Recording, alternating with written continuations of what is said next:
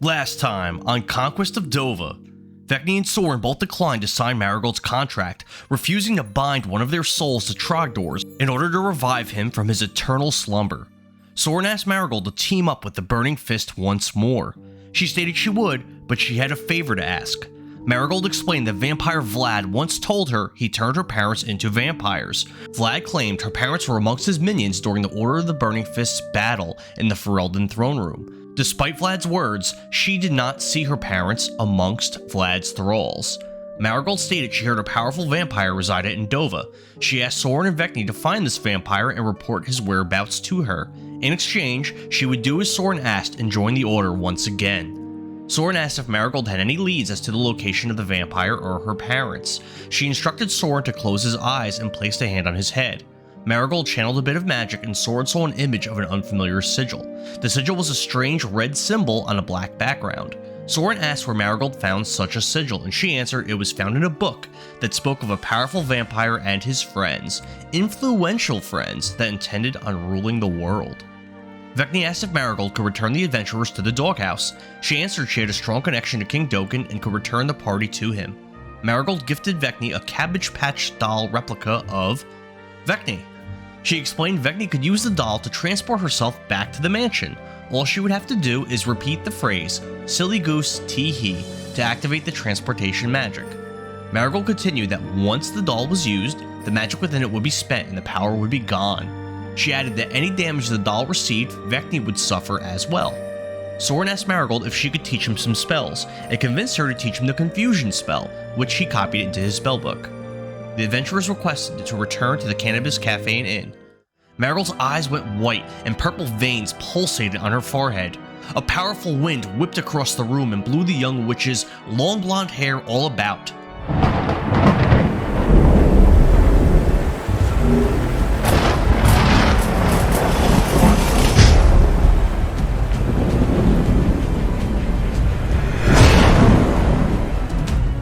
After a brief incantation, the adventurers suddenly found themselves back within the safety of the doghouse. Inside the Cannabis Cafe and Inn, the PCs observed King Dokkan Swiftwater, Aldrin Brownfinger, Melvin, Pureblood, Pink Mango, and the cloaked man the adventurers first met in Lorgan's Tavern. Moments after the adventurers arrived, a brown-haired dwarf bursted through the front doors of the building with great urgency.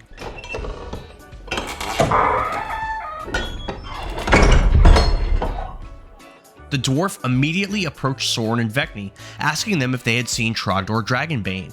He explained he had been sent by Trogdor's father, Cromor, to find his son and return him home to the village of Stoneview. Vekni answered she had never heard of him. Recognizing Trogdor's pale pink axe slung on Vekni's back, the man pressed further.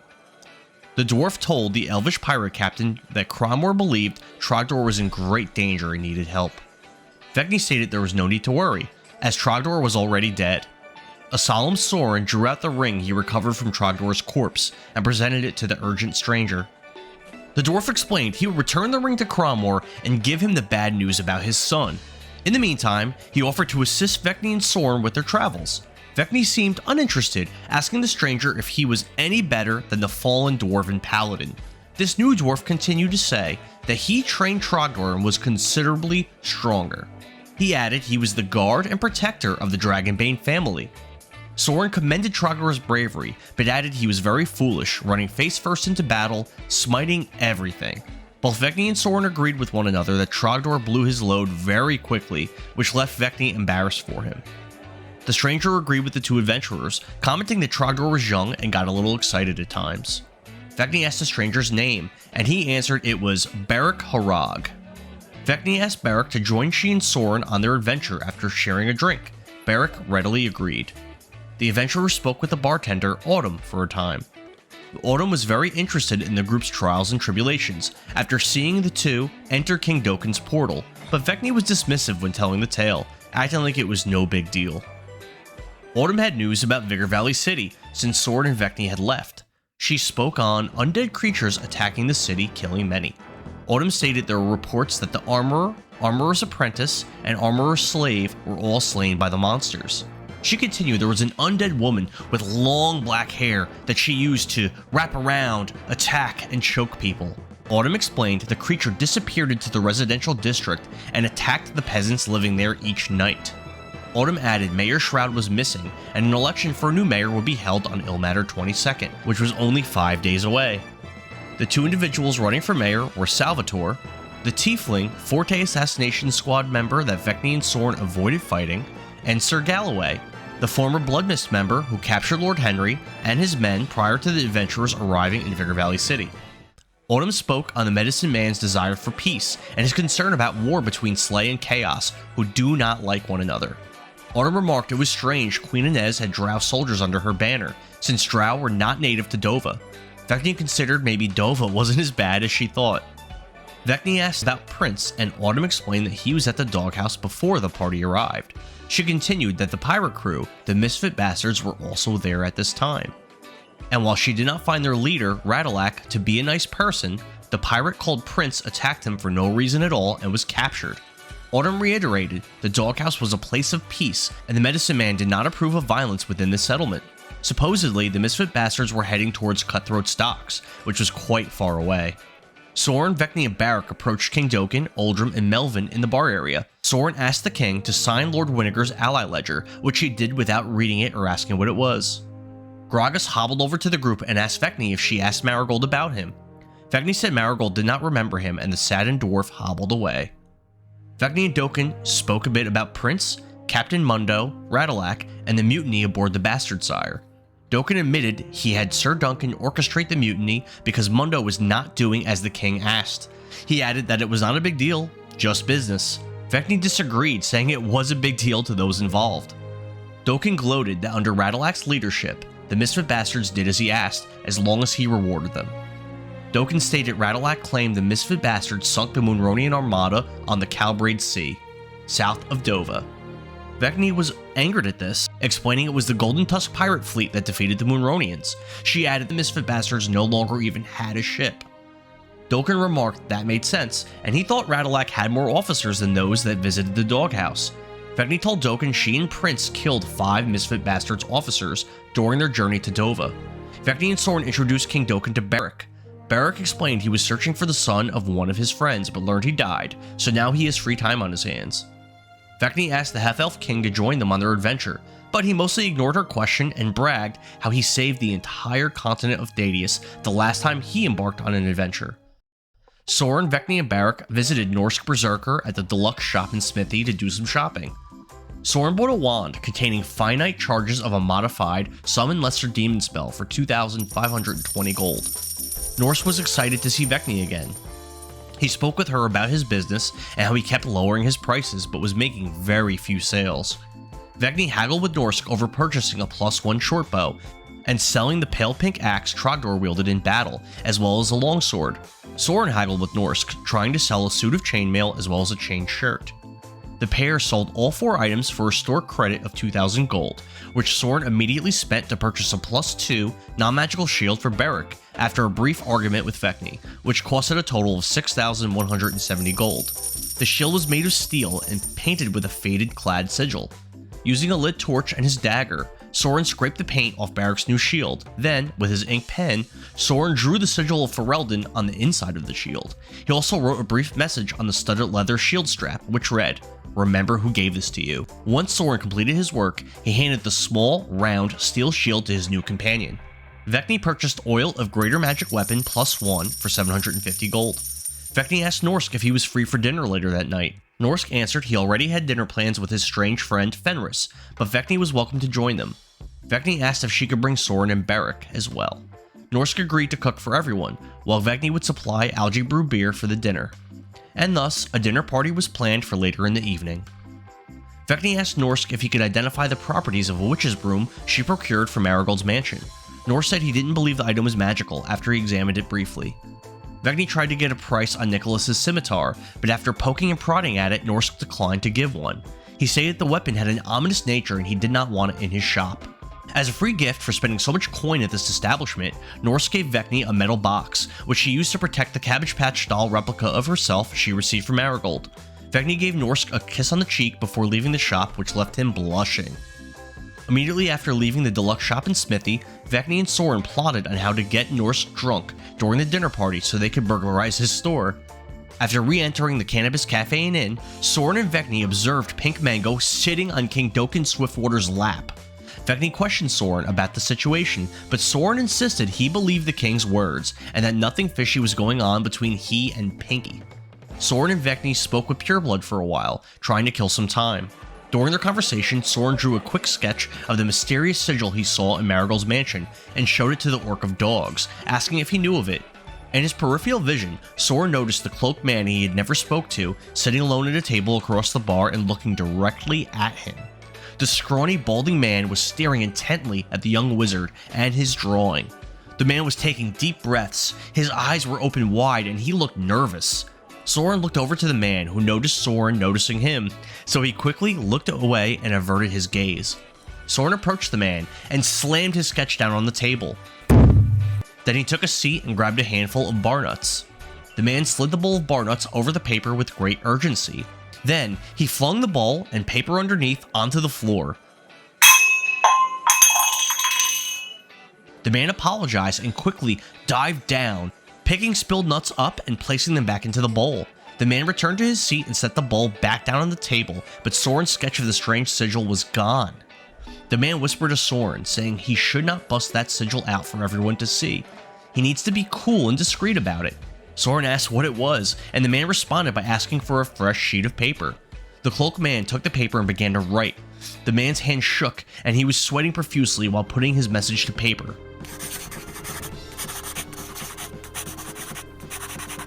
He quickly passed the paper to Sorin and urgently whispered Sorin should put it in his pocket and look at it later. Sorin swiftly and nonchalantly slipped the message into his robes. The man told Sorin he did not wish to be seen with him and would be leaving. He added if Sorin wanted to speak further, he would be at Norsk's house later in the evening for dinner. Then the man left. Sorin realized the mysterious man must be Fenris, the weird friend Norsk mentioned to Vekni. Beric approached Sorin and observed copious amounts of sweat on the table. He asked what this was all about.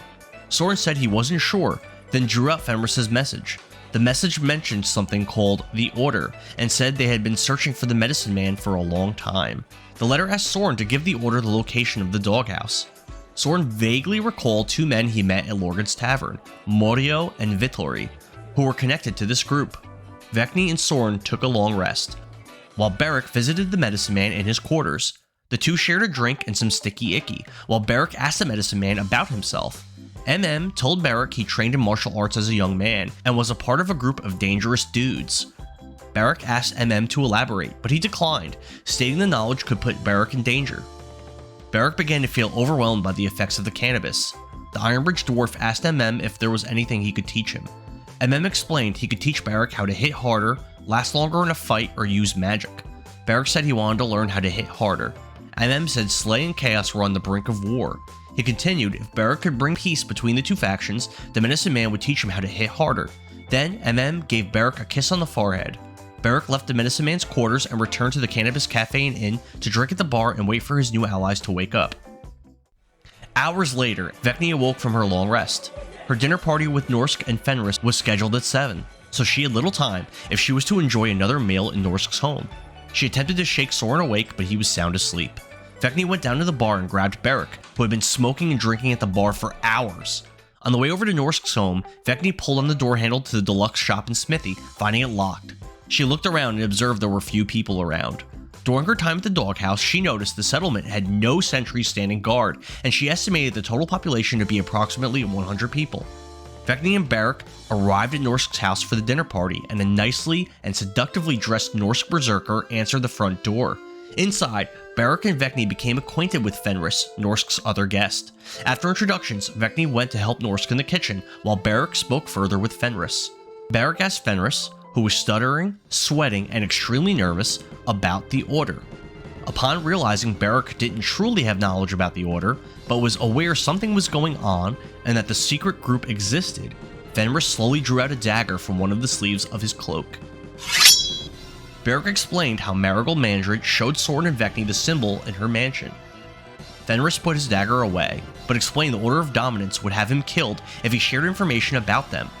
He said he wished to return to the Order to tell them of Zimler's whereabouts, but he was stuck at the doghouse, as he would be unable to survive a trek through Epona's bog. Fenris added Zimler was the actual name of the medicine man, and he left the Order of Dominance. There is no leaving the Order, Fenris ominously whispered. The Order wanted Zimler's location so they could execute him for leaving them. Fenris tasked Beric with providing Zimler's location to the Order. Beric asked what he would receive in exchange for his help. Fenris explained service to the Order was service for life. Working for the Order would give purpose and influence over the world. Fenris described the Order of Dominance as an Illuminati-type group with influence over all world governments, big businesses, and organized religions. Fenris brought the dagger out again and menacingly whispered, So, what's your answer? Beric accepted the mission. Fenris explained to forward the message, Beric must find another agent or an actual council member and relay the information. He said one of the council members could be found in the town of Nightfall, and another could be found at the Order of the Consecrated Righteous Paladin Temple. Fenris stated there were 13 council members in total. Vekni finished assisting Norsk and came to sit with Beric and Fenris. She asked Fenris if he was a vampire, but he stated he was not. Vekni explained she learned someone from the Order of Dominance was a vampire. Fenris stated one of the 13 council members, the second, was a vampire. A stuttering Fenris added this vampire was dangerous and could be found at the town of Nightfall. Vekni asked the vampire's name, but Fenris answered, We do not speak their names. Names have power. Further conversation with Fenris revealed the medicine man was once one of the 13. Since then, another had taken his place. Number 13, the Skin Changer, a being that can take the shape of others. Fenris added it was possible the adventurers had met him already. Attendees of the dinner party enjoyed the meal Norsk prepared. Beric ate sadly, reflecting on the news of Trogdor's demise. Throughout the meal, Vekni continuously plied Norsk with glasses of beer, getting him quite drunk. Around the time everyone finished eating and Norsk began to clean up, Sorin arrived at the modest home, freshly rested. Beric filled Sorin in on his conversation with Fenris. Beric and Sorin questioned Fenris on the identities of the other 13 Order of Dominance council members.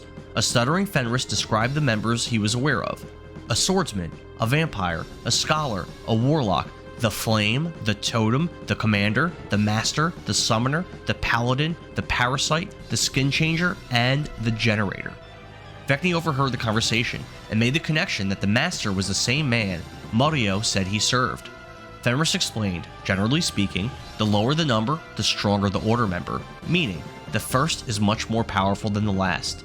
Fenris stated the swordsman is the strongest and first of the council, the vampire is second, the scholar is third, the warlock is fourth, the master is fifth, the flame is sixth, the parasite is 10th, and the skin changer is the 13th, but he did not know the other seats' numbers.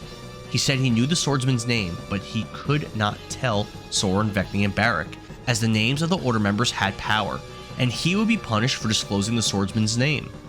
Vekni used her amulet of thoughts to read Fenris's mind. She learned the swordsman's name was Sparatolo, the commander's name was Vaz the Got, the paladin's name was Vontaine, the parasite's name was Bracken, and the generator's name was Manus Rayon.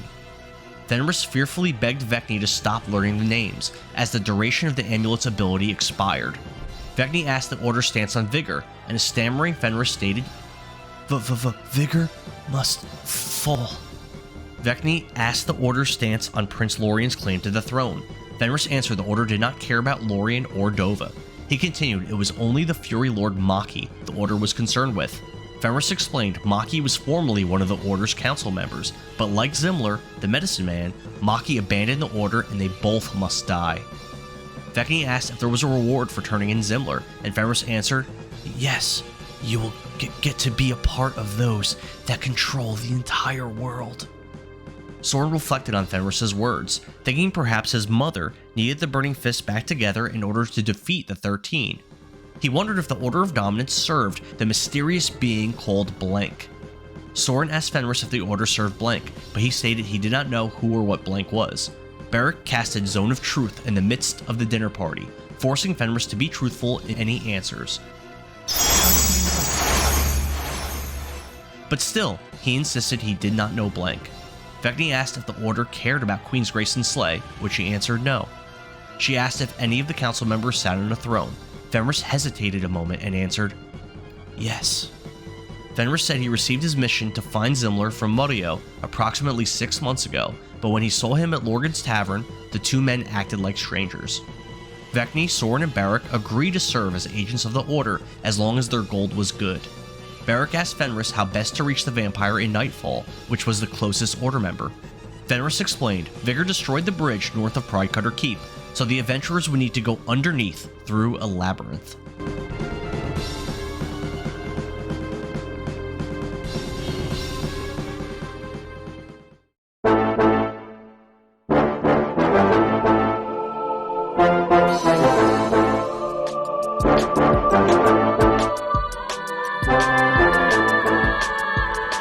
Welcome back to another episode of Power Word Nerd.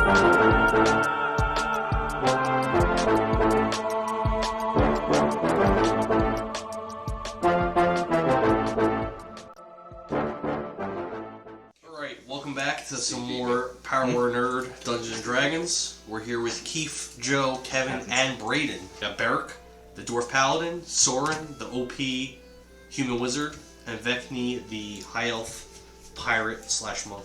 So we're still in the house, and it's towards the end of the night, and we interrogated the dude that's weird, Fenris.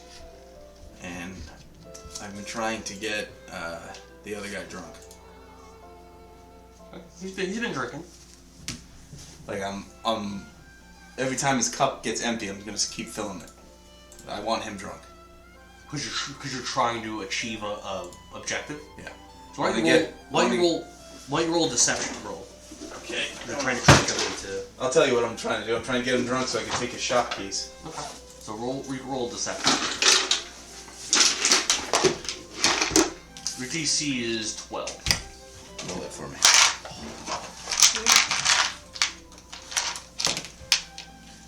10 plus 2. Okay. So he's getting pretty deep in his cups. Monsters, okay. Do I see where his keys are? Does he keep it on him, or does he have it on a hook or something? I would say you don't know just from your observations in the room. Is Fenris still here, or did he get creeped out and leave? He's still there. Is he still freaking out? He's freaking out. He was freaking out He's freaking out. once he couldn't not tell Yeah. about, and he was getting scared. Yeah, we'll say that. We'll say that. Shortly after your conversation with him ended, he gets up and he attempts to hurriedly leave the building. Like right after Sorin gets there. So I don't know if you guys want to try to stop him or say something to him, but he stands up. He stands up abruptly, and he's just like, "Nice meeting you guys." And then he goes to try to leave. This is Fenris, guy we interrogated last time. Vekni's just gonna say, "There's no reason for you to hurry your way out. We were having a good time." Yes, it was nice, but I already told you more than I was supposed to. And again, he ducks down his head and he tries to creep his way out of the building. Oh boy, if we let him go, we're gonna get killed by somebody, I think. Oh well. That's the way Dan's campaign goes. No, do whatever you want. If you want to stop him from leaving, you can. Like I said, he doesn't look on the surface, not that looks necessarily mean anything, but he doesn't look strong. He looks like he's like 50 years old, human. He's got this brown cloak, hooded cloak. He looks weak, frail. Weak jawline. Lock the door and burn the house down with us inside. With us inside. With us inside. Oh, good. Well, that's a dex save, and I have advantage on those, so let's do it. I can just take no damage and stand in the fire. Like, what's going on? So what now? Is Berserker, or is that his name? Berserks? Norsk Berserker. Norsk Berserks. Is Norsk in the room? Is he gonna try to stop him? No. Okay. Tips he's a little drugged out. See you, Fenris. See you tomorrow, bro. Okay. So Vekni will again fill his flagon. Nods to you. And he reaches out and tries to put his hand over your top of your hand. Are you sitting or standing? sitting. Okay, so he reaches out and tries to put his hand on top of your hand. She doesn't react. He takes his middle finger and he starts rubbing like that. She moves her hand just to grab her glass, like try to make it not look like she's moving her hand away from him, but just to get her drink. Okay. She goes, sorry, keep Norsk a little distracted for a second. And she gets up and goes, excuse me, and she heads towards the kitchen. Okay. He goes, "Milady." So, if Sorin can, like, just talk to him, distract him, I'm gonna look in the kitchen to see if I can find the keys. Where he belongs in the kitchen. Oh. What do you say? I said, it's where you belong is in the kitchen. Because she's female. Yeah. Do you get it? Yeah, I get it. You got it, Braden? Tell me their feet smaller, so I stand close to the oven. So I would love to learn more about this. Well, watch us play, and you'll see it Muchiro? generally how this works. Mitro? Yeah. Yeah, it was cool. It's pretty fun. Playing with a fan on Fortnite. So we'll search the kitchen for keys. Roll a investigation with a DC of 10.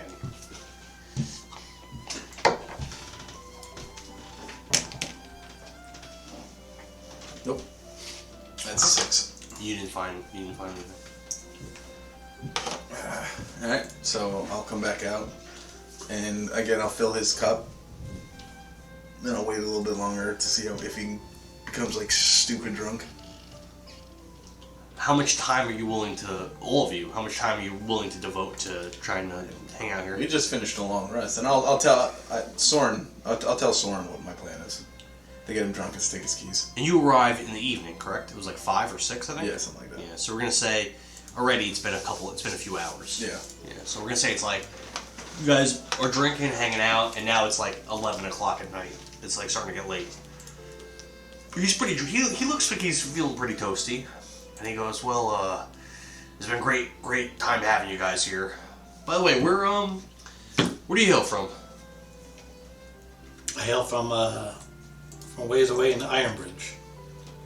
I've always been a big fan of dwarves, but you Ironbridge dwarves don't really come down this way too often. What brought you over here? Some family business, helping out, trying to find someone. You find them? Technically. Oh. Found of them. Found pieces of them. Pieces of them here, pieces of them there. Over there. Oh. You're saying this guy passed? Yeah, he Got murked. went down swinging apparently. Well, my condolences. It's a very dangerous place, this bog. I try not to leave the doghouse. Apparently. Finding out the hard way. Medicine Man does a good job keeping us all safe. I'm happy to have found a home here. This place always stinks like that smoke. No ventilation. Well, you are in the cave. Yeah, facts.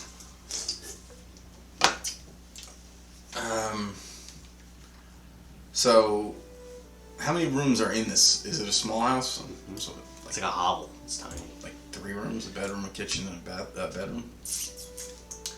Yeah, we're gonna say there's a kitchen. It's very, very small, very tight. 1 bedroom. And then the main living area, which also has a table and like some chairs in it. That's it. There's a hearth in the room that you're in.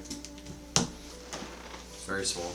Most of the architecture here, again, it's like shoddy wooden buildings pressed up against these cave walls, except for the couple buildings I mentioned that were larger, but mostly they're very small.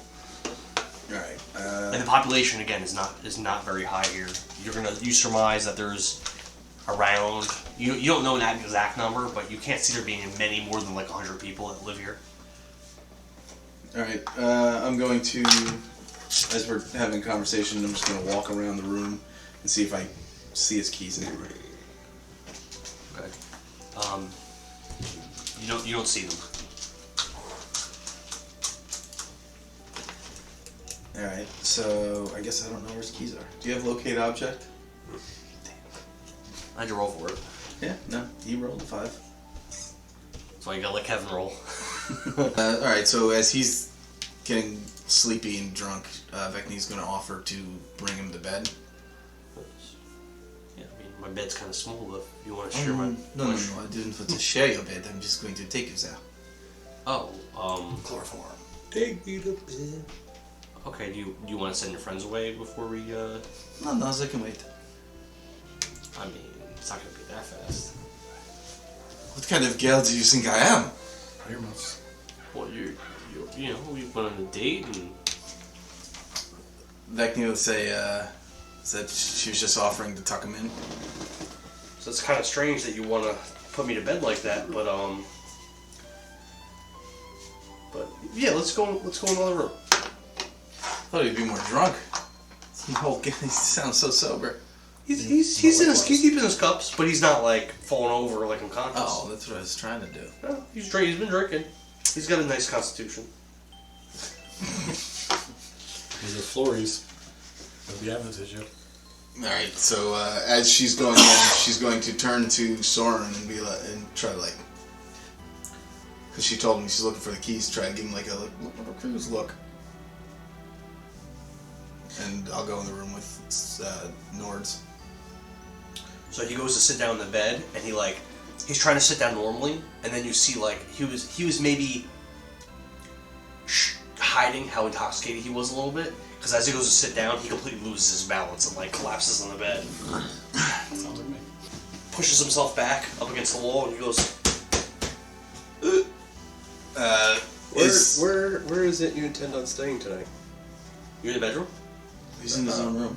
Oh, Yeah. I thought we were like all together. No. I think we're still hanging out in the. Yeah, you guys are in. There's 3 rooms: the bedroom, the kitchen, and the main room. Oh, because you were talking to me, so. Yeah. Well, no, I was trying to signal you like to look for the key because you knew that was my plan. So I took him into in your house. Yeah, I'm in the bedroom with him, keeping him distracted. It was just us two. Yeah, that guy left. Search. Roll investigation. Well, where are you looking? Where am I? You're in the Right now, you're in the main room, like the living room. In the living room. All right. So do I see any drawers or side tables or? There's like a dresser, and there's like a little chest. Roll insight. No, that's. It's an investigation. Yeah.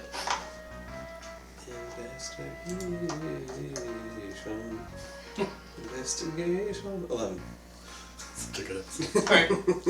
You find a basic healing potion in that chest, amongst the hidden underneath some of the clothing.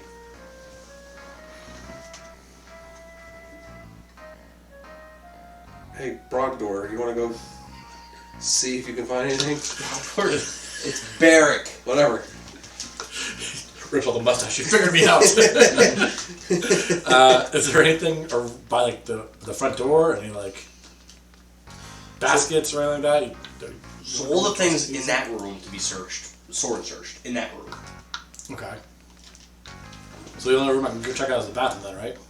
There's not a bathroom. There's a bedroom and there's a kitchen. What's the third room? So there's a bedroom. Kitchen. Yeah. There's the main room, like living room, where you guys are, which is the biggest room. It's still very small. And then there's a kitchen. Oh, okay. Can I check out the kitchen and look around in there? Normally I wouldn't allow 2 rolls for the same thing from 2 different players, but Are we in multiple rooms now? yeah, but he's gonna check the kitchen again. Alright. But Oh, you checked the kitchen. Oh. Wait, hold on. in this instance, I'll let you, because you're new. I'll let you roll. And And I think it's kind of pertinent that you roll well. And because I'm distracting the guy, shouldn't he Sure. have advantage? No, I'm helping. I'm already letting him roll a second time. Wait, when you rolled into the kitchen, did you get a high enough number for it? He did not. Okay, so what do I roll? DC is 10. Only investigation. Yeah, normally I would say no, but Motherfucker. 9. you did not find anything. Wait. Here, have the +1. You did not find anything. Damn it. Alright, just gonna do this deal. You can spill a 10 roll twice. It happens. Listen, I'm using this weird virtual dice. This thing is not worth Screws me rolling. over all the time. You died because of that I thing. did. Would you like a real dice? I might need one soon.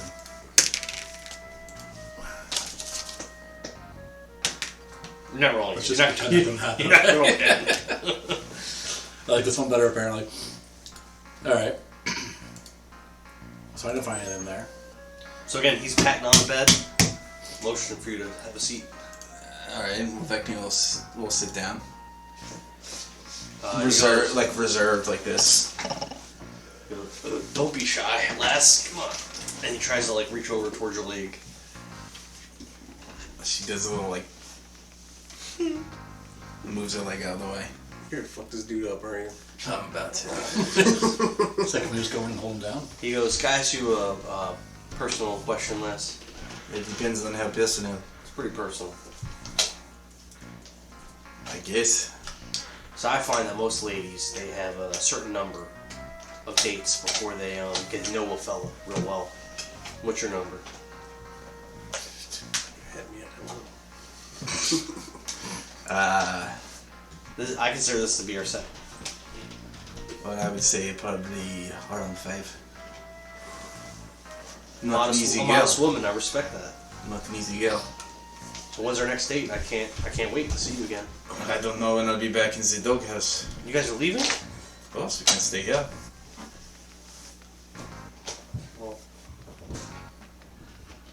when you return, I'll have a gift waiting for you. And I appreciate that. And she'll lean over. She'll put her hands on his face like this, lean in, and then kiss him on the forehead. He smiles. Friend zone. And he I'm goes. using him. He leans back like he's gonna go to sleep, and then he goes, "Oh, wait, 1 second." Gets up, sits on the edge of the bed, and he reaches over to this drawer.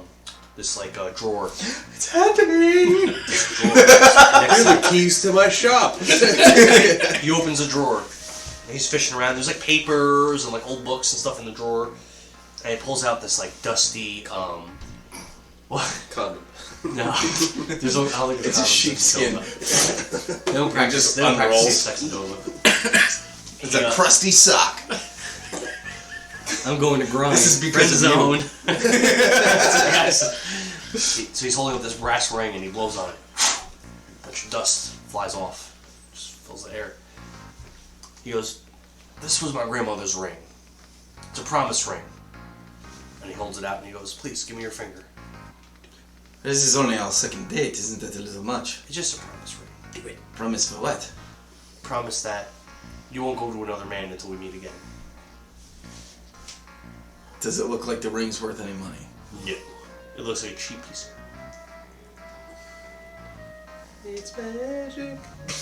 Alright, she'll hold her hand out. And he tries to put it on your ring finger. Okay. He goes, "There. Till next time." Sure. Now you're mine. And he tries to go in for a hug. I'll give him a hug.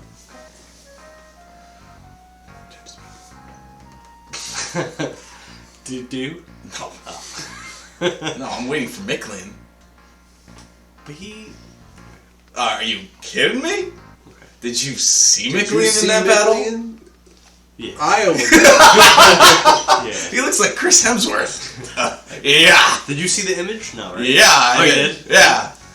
8-pack. Yes. Shredded. It's like younger than even when you met him. Bruce Willis? Nah. Chris Hemsworth? Yup. So. Guy's yoked. And he fought like a knight and like all his men, plus all these orcs all by himself, basically. The fact that he was there hiding behind him, Yeah. popping out going, He was tanking.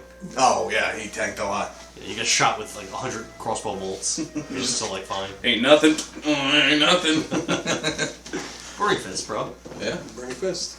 He's probably one of the weaker ones. Probably. Does he have any furniture in that room?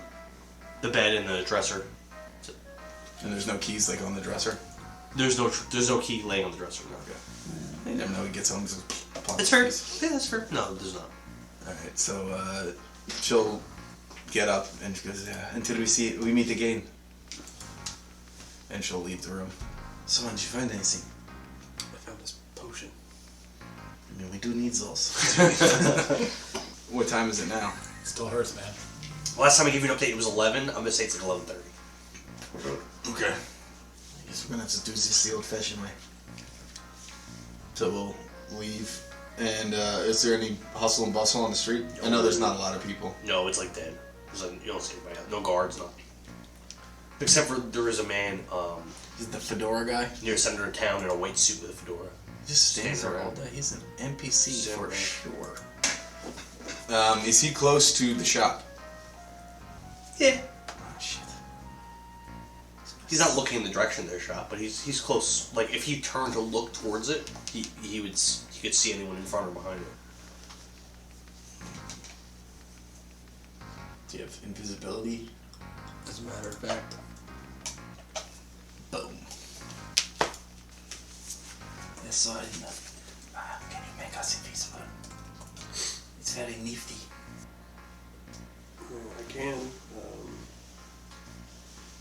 there's something in that shop that you wanted.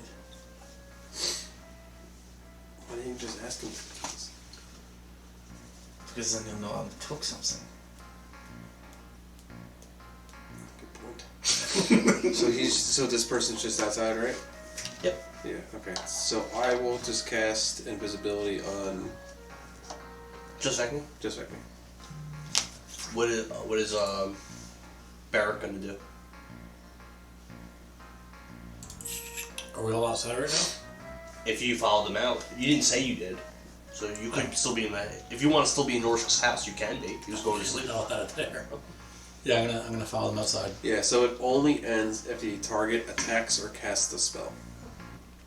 So you're following them to near where the shop is. Yes. Okay. So you see Sorin take out his wand and cast some kind of magic, and you see Vekni disappear. Now, are you familiar with magic? I guess you would be. I have some spells. That elemental gem is done now, right? It's broken. It's a one use. Okay. Yep. It breaks and it's used. Okay. Gotcha. Alright, so after she goes invisible, she'll say, is there any things that you want from the shop? Where's that on the list?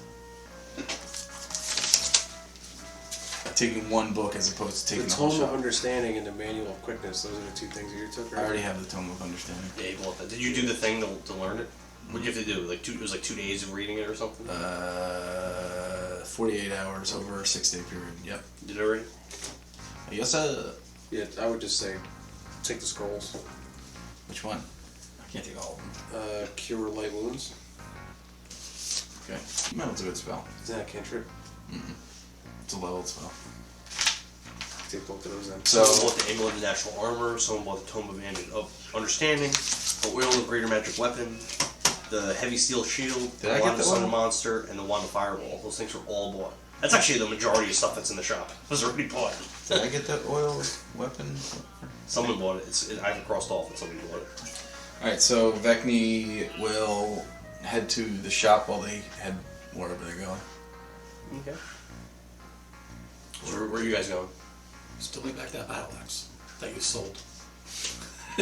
Oh, you sold. That's right. You sold the battle axe. You want to ask me to get it? I'll get it. Yeah, if you can carry that back, we'd appreciate it. So, where's this battle axe? But okay. Better than your doll. You don't know about my doll. Should we call the distraction with that guy in the fedora? You could. I'm gonna head back towards the bar. Okay. So you open the doors of the bar, and you see a half-elf girl behind the bar, and you see this demure, olive-skinned beauty with wide hips and a curvy bosom, Pinky. swaying, and she's like swaying side to side in the middle of the cafe, like kind of dancing, and she's puffing on one of those pipes, Her name is Pinky. She's not that strong. Good enough. and that's it. There's no one else in there, just those two people. I'm gonna sit at the table that we're at before and enjoy some of those peanuts that are on the table. Yep, peanuts are there. Sure. I will hang out with him. We do. Can I hang out with him? Okay. There's Sorin sitting down with them as well. Yeah, I can do anything. She saunters over to Barrett and she goes, "Hello, I've never seen you before." Is this Pinky Mango? She has big tits. You see that she has bloodshot. She's not that strong. If you want to fight her, you can kill her. You see that she has bloodshot eyes, and she says, "Token joke," and she tries to hand you the pipe. I'm gonna pass and tell them I'm just hanging out here with my friend, and we're just killing some time. You guys want some company? We can sit and chat. You know. Sorin, what do you think? I think you should keep talking to her.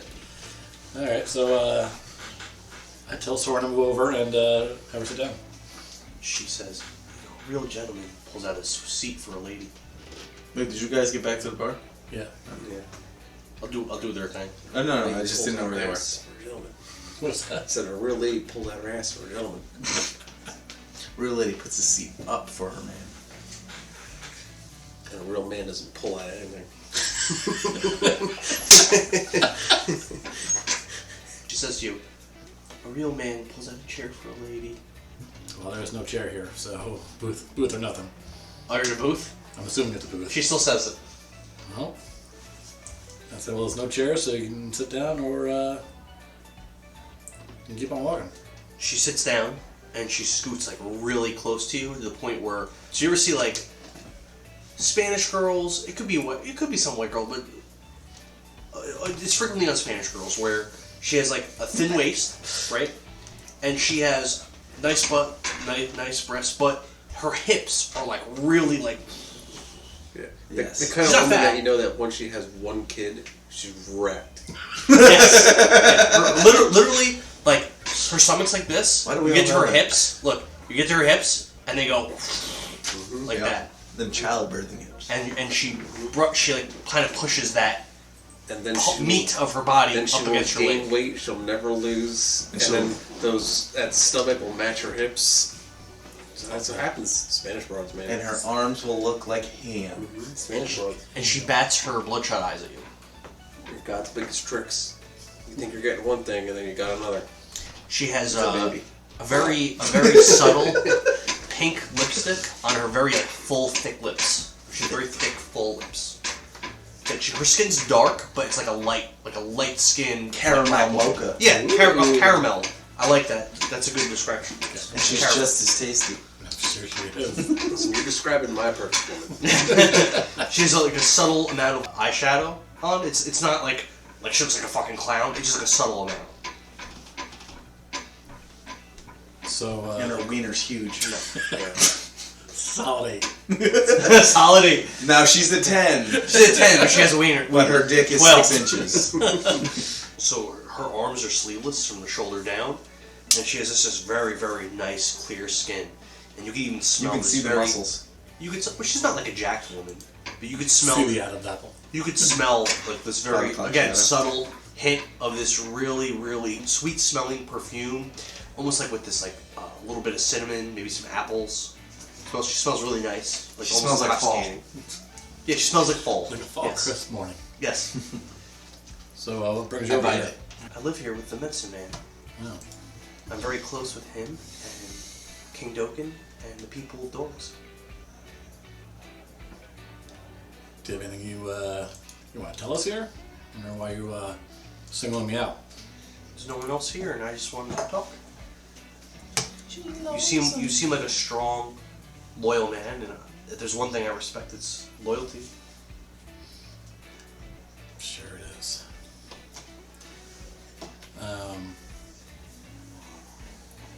What time is it? It's a little after midnight. Now, question: Does time run the same way as it would like in real life? Yeah, I think there's only 10 months, I believe. Talk to her about your god. What? Talk to her about your god. Oh my God! Yeah. My God. It's always a great way to bring up conversation. Oh, yeah. Religion, right Life away. lesson when you talk to a girl, talk about God. Especially if you don't know what to talk about. Just talk about your god. Jesus Christ. Do follow my Lord and Savior, Follow my Lord. Harlan, Hala? Ayla. You look like her. I worship you, that is. I don't know about that one. And worship that booty. Handsome dwarf, what's your name? No, see, here we go. My name is Barak What's your surname? Horag. Eric? Or is that a noble house? It's more of a noble village I come from. Some great men there, and we love to fight and go into battle. What do you fight for? Do you fight for a king? For a god? For yourself? We fight for our king, and we fight for to help others, to get rid of evil people. Sounds like you and Medicine Man have a lot in common. So they say. He's also a good man who believes in peace and bringing good to the world, helping those that need it. Yeah, he was telling me about that. But Would you consider swearing your sword to dogs and Medicine Man? I'm gonna swear on what now? Would you consider swearing your sword to dogs and medicine men? Now, why would I do that? Because your goals are similar to medicine man's, and we could use a good man, a good sword. My sword belongs to my god, though. No one else. So you're against the idea of fighting for a faction? I'll fight for my people first, and then people who are in need. That's fine, but just be mindful that you'll have a hard time in Dovah if you only fight for yourself. There are many strong forces here, and not all are as peaceful as the medicine man. So I've heard. I will protect my friends, and I'll protect myself. Well, it was nice meeting you. I'll be taking my leave now. Good night. She gets up and she walks back to the middle of the bar and is just kind of dancing by herself. I think she was a hooker.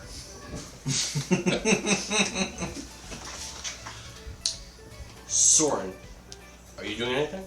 Nah, I'm hanging out. I'm just Vekni, you're invisible. You're outside the shop.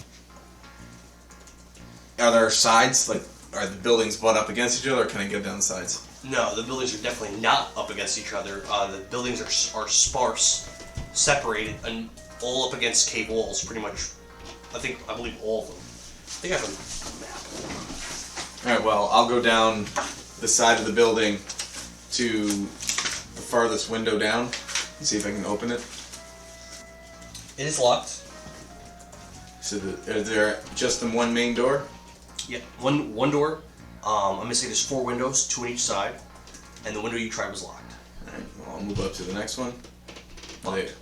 So I'll go around the other 2. Locked. All right. So I'll look out. And how far away is Fedora guy?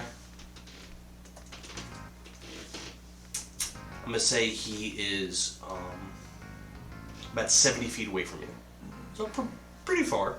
And he's not looking in your direction. Is there like an ambient noise, or is it just dead silence? There is the sound of water dripping, as is common in a cavern like that. Mm-hmm. That's it.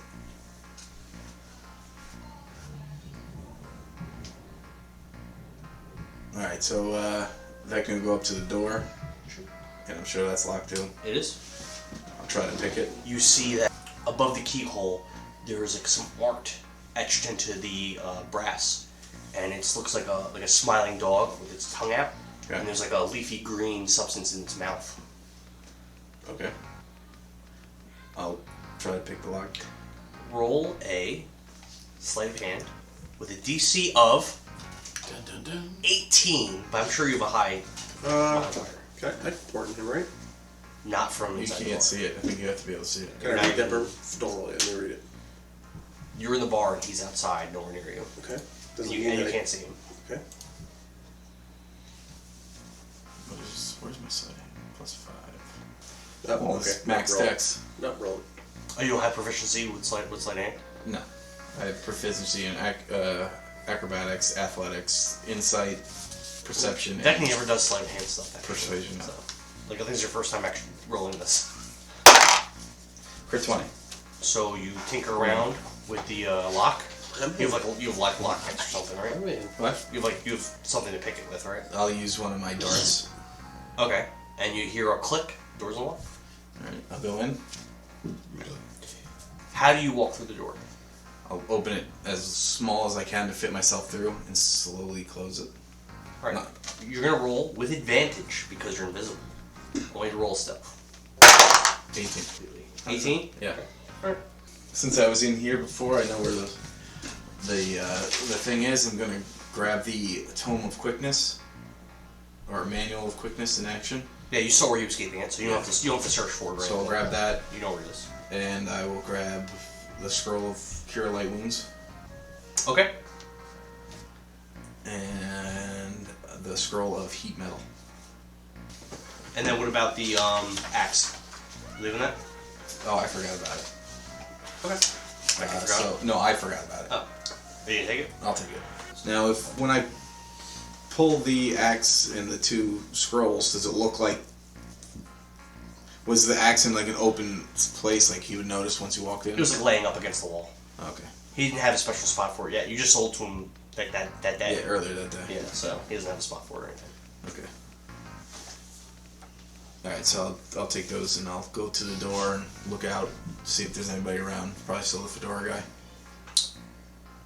Yeah, he's still out there, but I would say that with your stealth roll that you rolled, he's not didn't notice you or anything like that you could tell.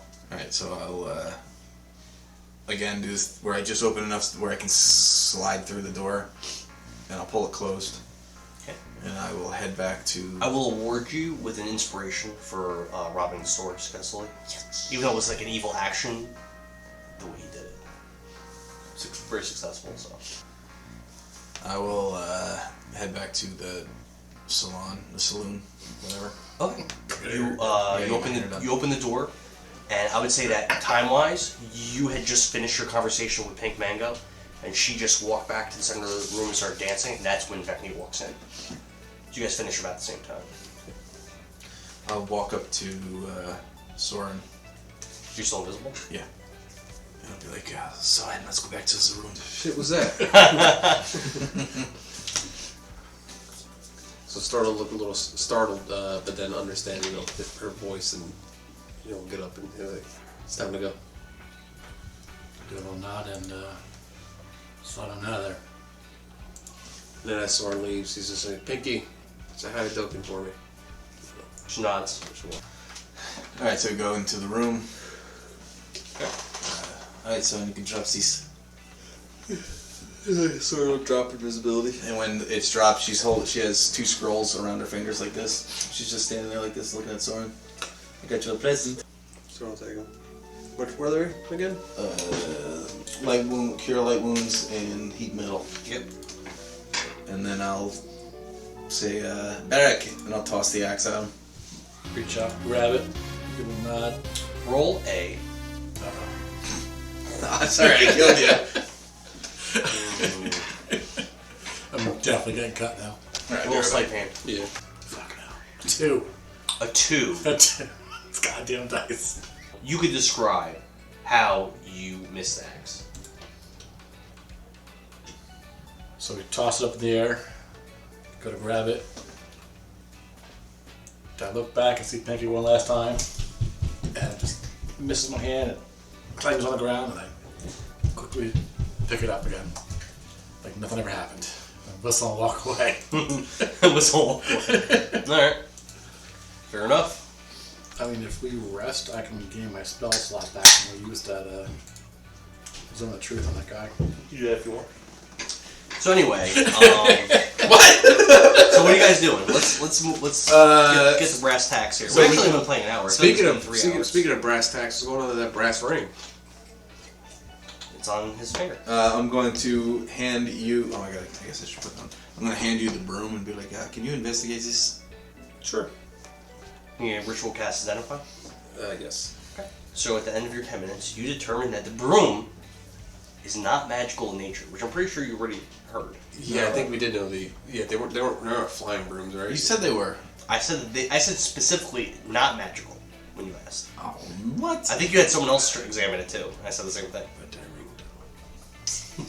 You can investigate it as many times as you want. It's not going to suddenly be magical. That's when you said it was. It is not magical.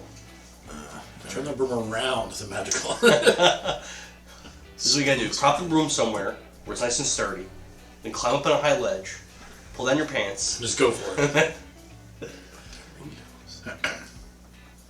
Alright. You can investigate the ring if you want to. Investigate that brass ring that you gave him. At 10 minutes, you determine that the brass ring is not magical. Chuck it in the trash. Who said that? So after identifying the ring, I'm gonna look puzzled at it and go like, it's worthless. And I'll give it back to you. I mean, I could tell by looking at it. This man just wanted to give it to me for some reason. It's a promise ring. Totally. But I mean, it's the only person I'm promising myself to is, Ecleon. Oh, girl, get it. So, Soren, I think we should head out now. No? I think so too. We have business in this bog. Is it bog? Yeah. What are you doing the bog? Epona's like lizard husband, I think, is in here. Oh. There's also the group of marauders like we needed to speak to or something. Who? Marauders. Marauders? Didn't we need to like clear out the bog because of someone who's in here? That sounds like fake news. I could have sworn there are people in here. Back to the bog!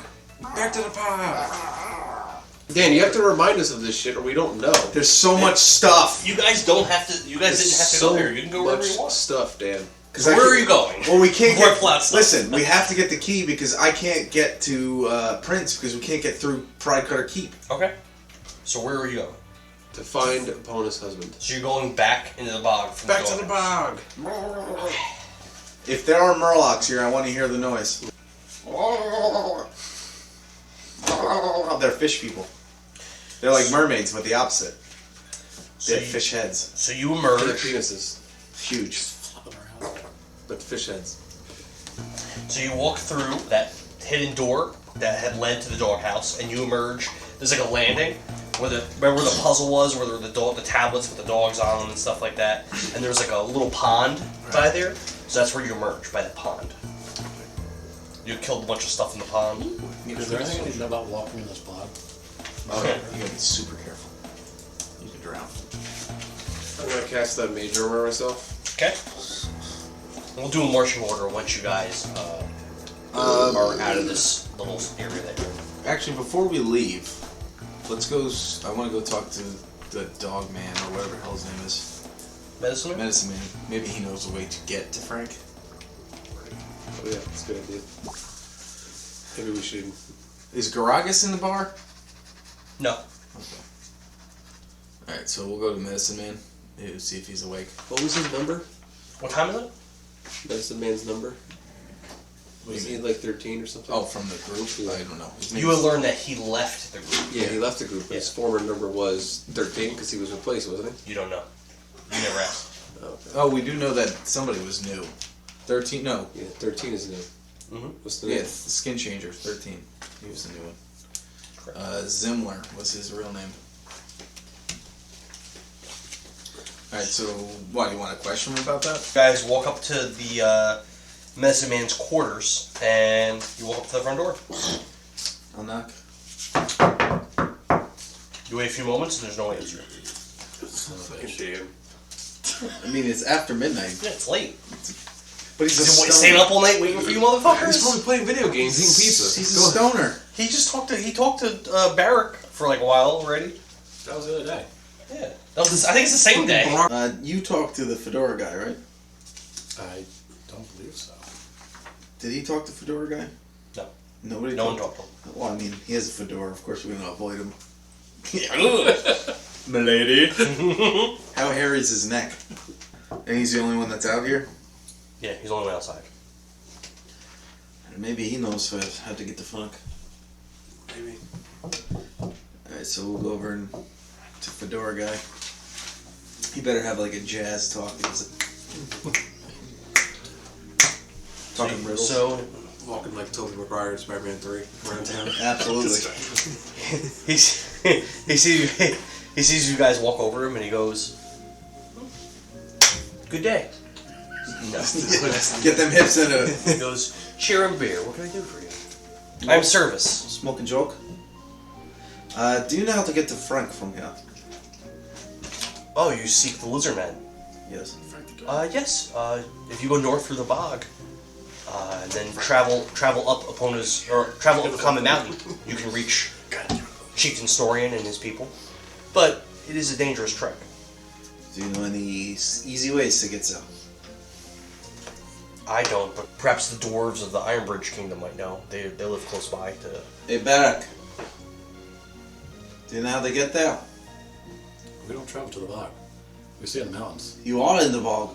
You traveled I here. am now. Wait, are you a dwarf or an Iron Bridge? Yeah. Yes. Where is it on the map? Over here. Yeah. So it's So wait, where do we have to travel to? Comet Mountains in order to get to that? I thought he was in the bog. It's north of the bog. On So on Frank Mountain. lives out north of the bog?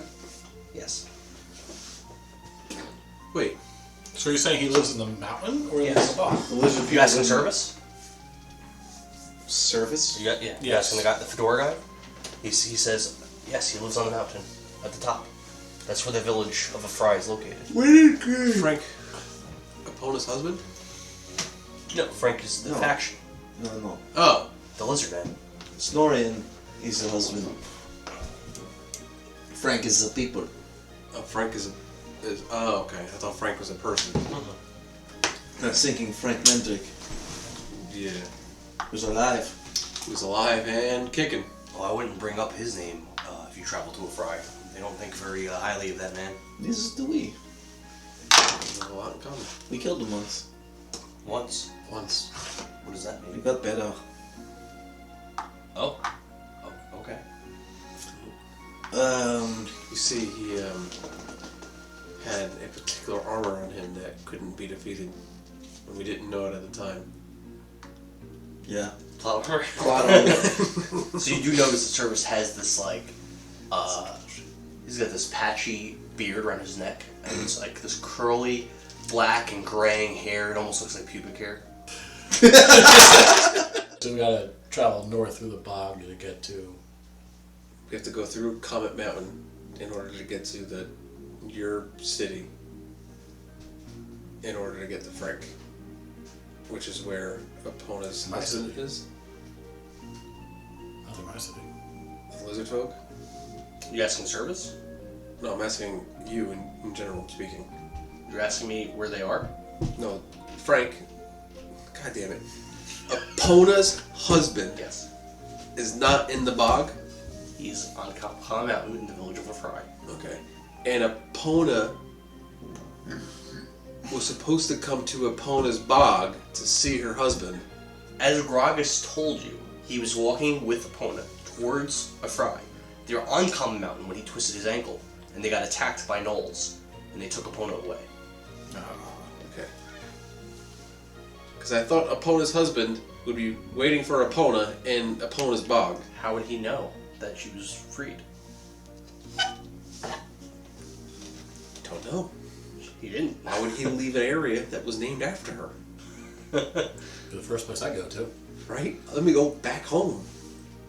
I guess we go to Comet Mountain then. Okay. Because if we don't need... Do we need anything in this bog then? Do we actually need anything in this bog then? No, correct? No, but we have to get through the bog to get to Ifrai. Oh, is that what it is? In order to get to the mountain, we need to get through the bog? Yes. I don't know if you remember since it was so many weeks ago, but when you started going through the bog, there was multiple ways to go. The way you went just happened to be where the doghouse was. But there were other ways to go that you didn't. You This didn't is go. Tulsi Gabbard. Ooh. Well, alright then.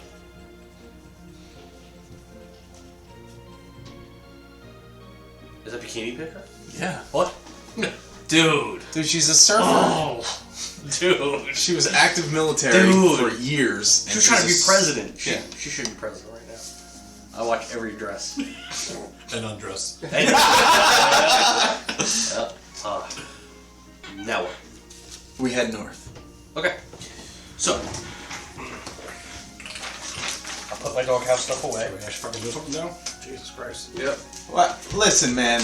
Now you attack We're family anything men. else. Having conversations is nice. With men that aren't children. Good point. So why don't we do a marching order?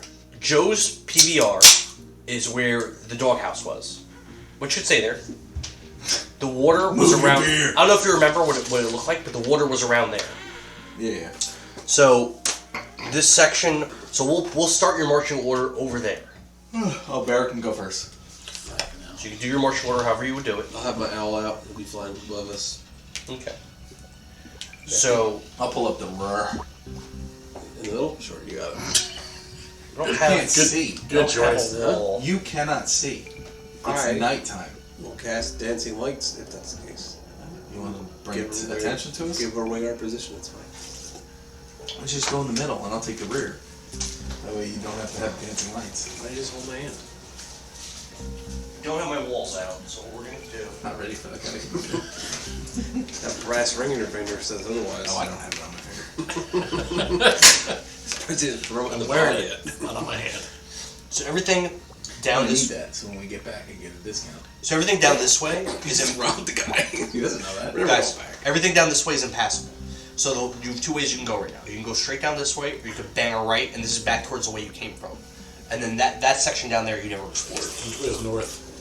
Straight. Both. This is north and that's north. They're both north. I should even go here or around. Okay, Yeah, guys. so you can bang a right through this water here to go up that way, or you can just go up this way. So if I remember correctly, my owl already explored that way, and I know that way That was goes. also days ago.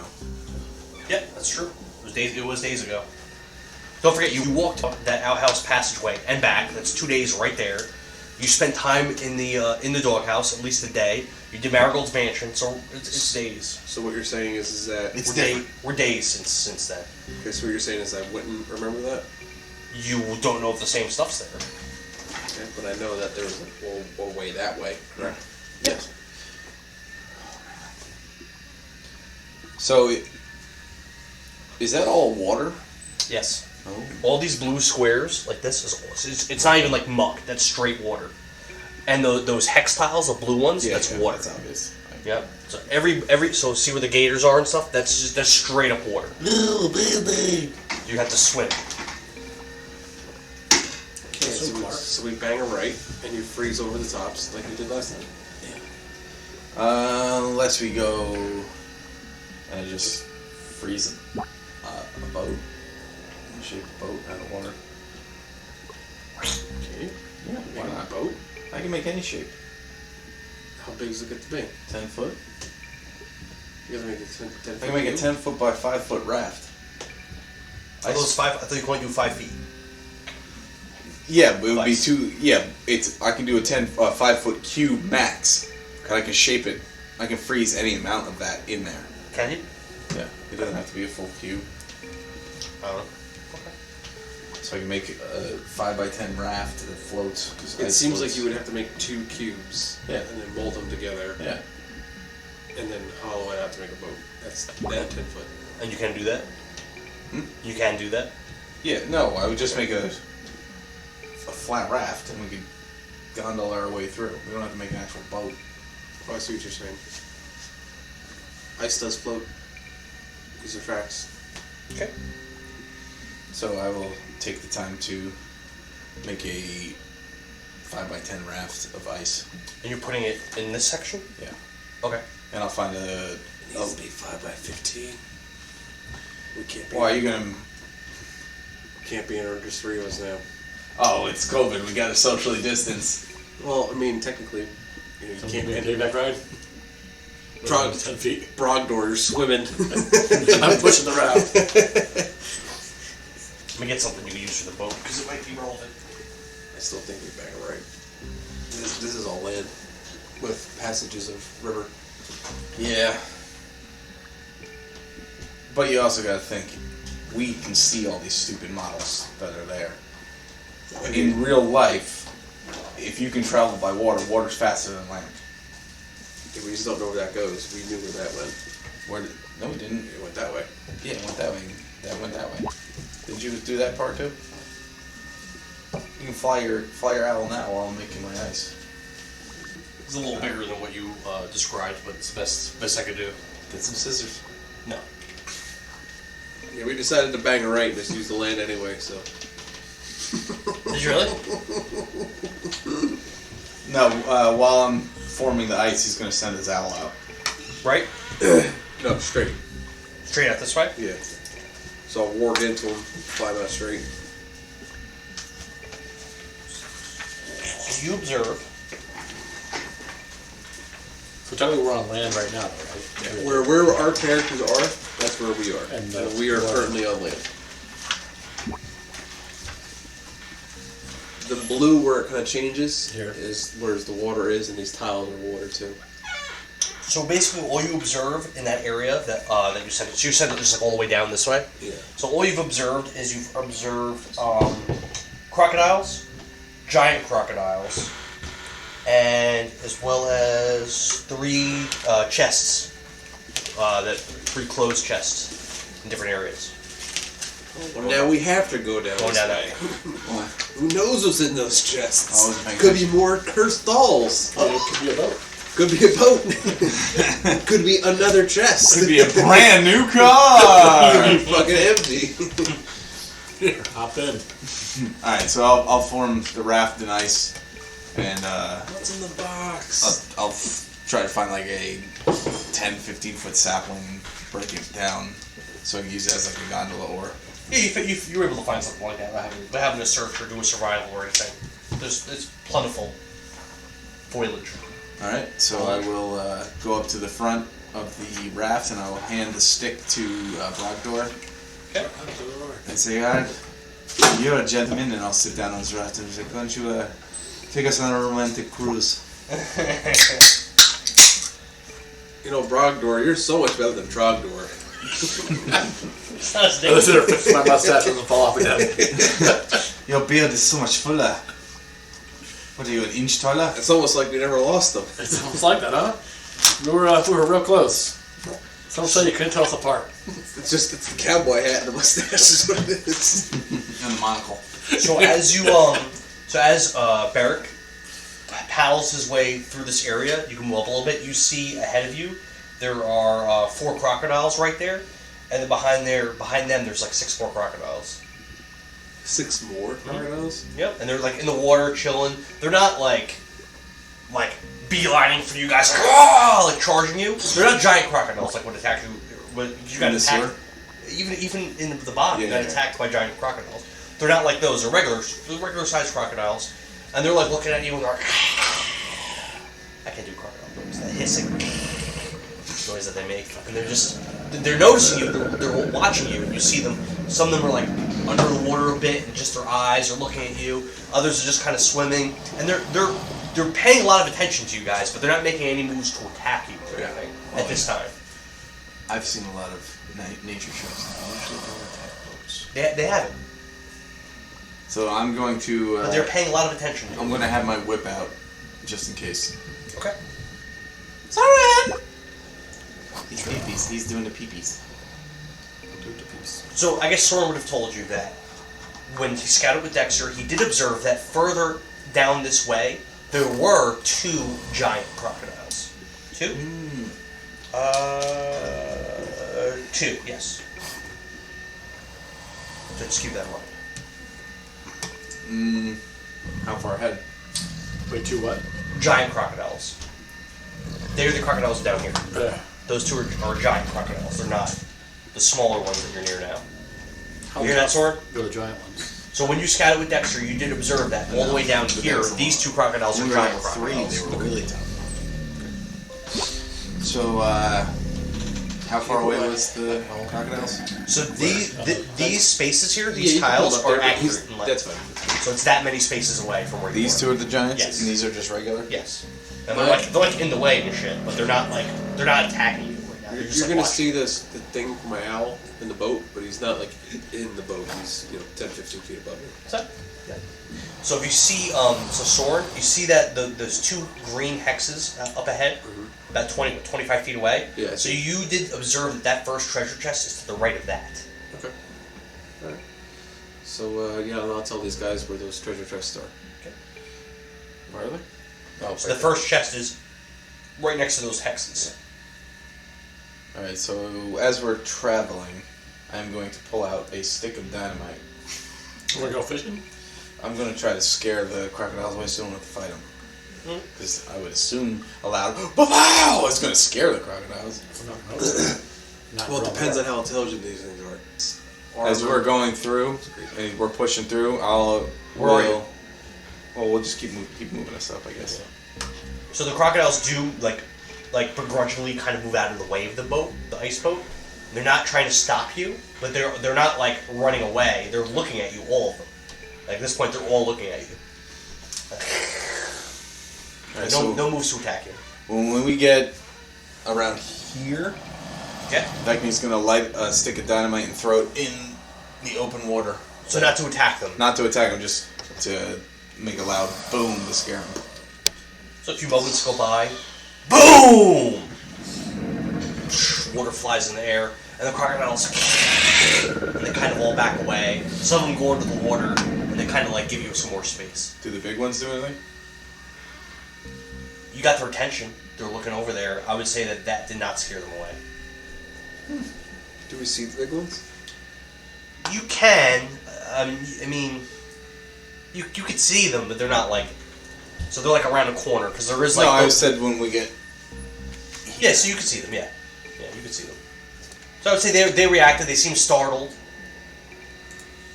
You know, maybe a little panicked, but they're not like running away. There's not really anywhere for them to run anyway. They're kind of backed up against like Do I see rock. like any birds in the in like the trees or anything? Sure. Can I mind sliver one of them? What's that do? A bird? Kill him? Yeah. I want to try and kill a bird. You just fucking bored? No, there's a purpose. Whoa! Last time I killed a bird, I got cursed. Yeah. Do I see a bird? Yeah. It's a colorful bird, like up ahead, flying, flittering around. Yeah. So I'll see it and I'll have it make. You don't see shit. It's working. Leaving my out. Oh, okay. Yeah, been doing that. Intelligence 15 save. Cantrip. Fail. Okay. So yeah, it'll take 2d6. Just roll your damage.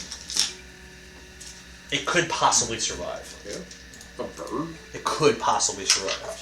Fucking pterodactyl. They have more than 2 HP. 7. Describe it. So yeah, as I look to the bird, it's no, and then like this, you know, intelligence wave kind of like comes out of my owl and it kills a bird. Okay. It drops into the water. Drops into the water. Yep. Do the alligators attack the free dinner it just got? Are you gonna wait a few moments? Because you did just Vekni did just startle them all away. The ones that were around you. You gonna wait a few moments to see? Sure. Alright. So you wait a few moments, and the crocodiles, 2 of them, come back over, and the bird just kind of. He did it over the giant ones. Yeah. Oh, I thought it was like over where you were. No, I asked. You can reach that far? It's what's it? 60 feet. 60 feet. Oh, okay. Sure. So yeah, they go after it, and they one of them just and just one bite is gone. Alright, so we'll. You see alligators get free chickens? I have not. It's a bloodbath. And they all go for it. Because they're dumb creatures, Daniel. They are dumb. We'll push forward to the island with the chest on it. The one to your right. We're leaving our little ice raft there and hopping on the yacht. Yeah, we'll dismount and get on land. Who has the highest passive perception? 17. Okay. And you see a treasure chest on dry ground in front of you. I will say, Before we get off the boat, the path leading to it, I'll mold earth and make it solid. okay, to make sure you guys don't sink in muck or anything. Sure. So I did roll. Vekni, you had the 17. All right. So Vekni, you are aware that something is watching you. You don't see anything, but you detect that there's something wrong where you are. Sorry. There's something here. It's not just the crocodiles. I can feel that it's something different. It's something like right where you are. Under us, like in front of us, yeah. in the trees. In the water, So, in the trees, in the land. I will say that you can't see anything, but you hear. So I'll investigate it then with my owl if he warns me. So let's see. I'm not gonna have you roll. You don't see it. You don't see it. You'll see in a second. Does it sound like the spiders? Yes, it does. But you were able to see those. Remember. Yeah, but it's nighttime. True. You have night vision. Dark vision. Only 60 feet. So it sounds like those spiders. Maybe now is the time for your dancing lights. Oh, okay. Yeah, I'll cast dancing lights on. What's it like? 5 feet in front of me, 5 feet in front of me, and 5 feet in front of me. So 15 feet out, 3 orbs each. So when you do that, you still don't see anything. But that sound, that sound gets more like rapid and more like. Sorin, why don't you roll perception? It's a hearing. Does that help you in any kind of way? I have advantage. Okay. It's a hearing. We'll give you a 15 DC on that. Okay. Perception. Oh well, I rolled a 16 plus 5 on one, so 21, and then the second one. Okay. So you determine you can hear 3 separate creatures of large size in the immediate vicinity of where you are. You don't see anything. Yeah, In the water, on land. On land, right where you are, near You're the a chest. paladin. Do you have stuff, frightful presence or anything? I don't think I saw that. What They're large. What oath did you take? To stand oath of devotion. He's devoted to his god, who's a chick. Me too. Her name's Harlot. Probably. Harlot. Also, the chest is very, very large. It looks like it probably weighs a couple 100 pounds. Oh, we're getting that shit. It's large. It's a mimic. He hasn't hit us with one yet. It's a day campaign, I expect nothing less. Is it like so? I turn the unholy. You can censure fiends and undead. A fiend is a kind of creature. It's a specific kind of creature. Oh, a specific It's like a ghost or something like that. Okay. Yep. There's fiends, there's undead, there's apparitions, there's all kinds of That was like a general creatures. term for things. No, it's not. That's a specific creature type. I will cast Minor Illusion then. Okay. And about 10 feet in front of me, I will put a. Let's see how big I can make this. 5-foot cube.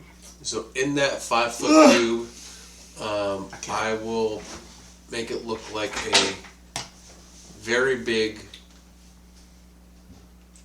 fly. Okay. For spiders. Okay. So, in about 10 feet in front of us, an illusion of a fly, a very big fly, is on the ground. You know, it's like moving around. You still hear the. We can even say that you can hear that pitter patter going close to where the fly is.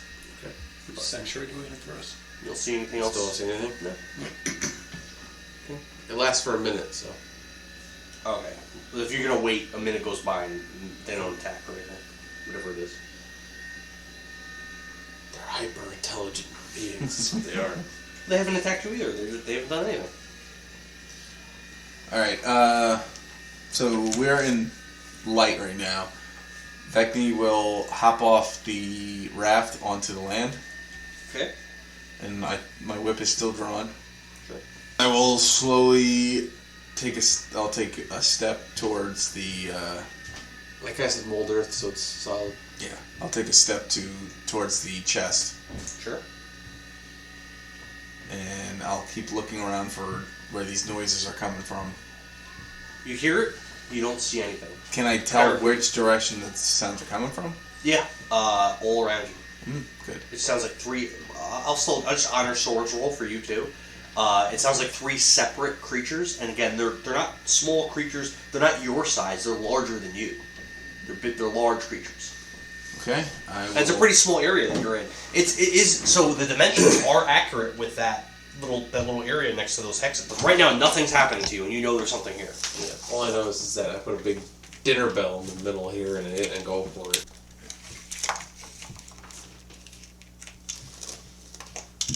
We're over there? Yeah. I thought it was that cutout. No, I thought you were over here. Yes, the cutout. Wait, I thought you said that. No, I said we were. No. I 100% thought you were by the hexes. Yeah, Oh, I 100% thought I was over there. Oh no, Kevin can't like see it. He's like 2 lines. Oh, yeah, yeah. I was we're- everything we're I was in that- doing was for that area. Okay. it's like, we're inside that thing. Alright, moving back. I can't reach. Brogdor. So we're still back over here, right? Yeah. Sorry. Kevin couldn't see that. I Couldn't see didn't realize that. So I am. You stepped out, right? Yeah. Yeah. Does bless help us? We can't really see. Absolutely, but it only lasts a minute. Yeah, so I guess we gotta wait till we see what's actually coming at us. And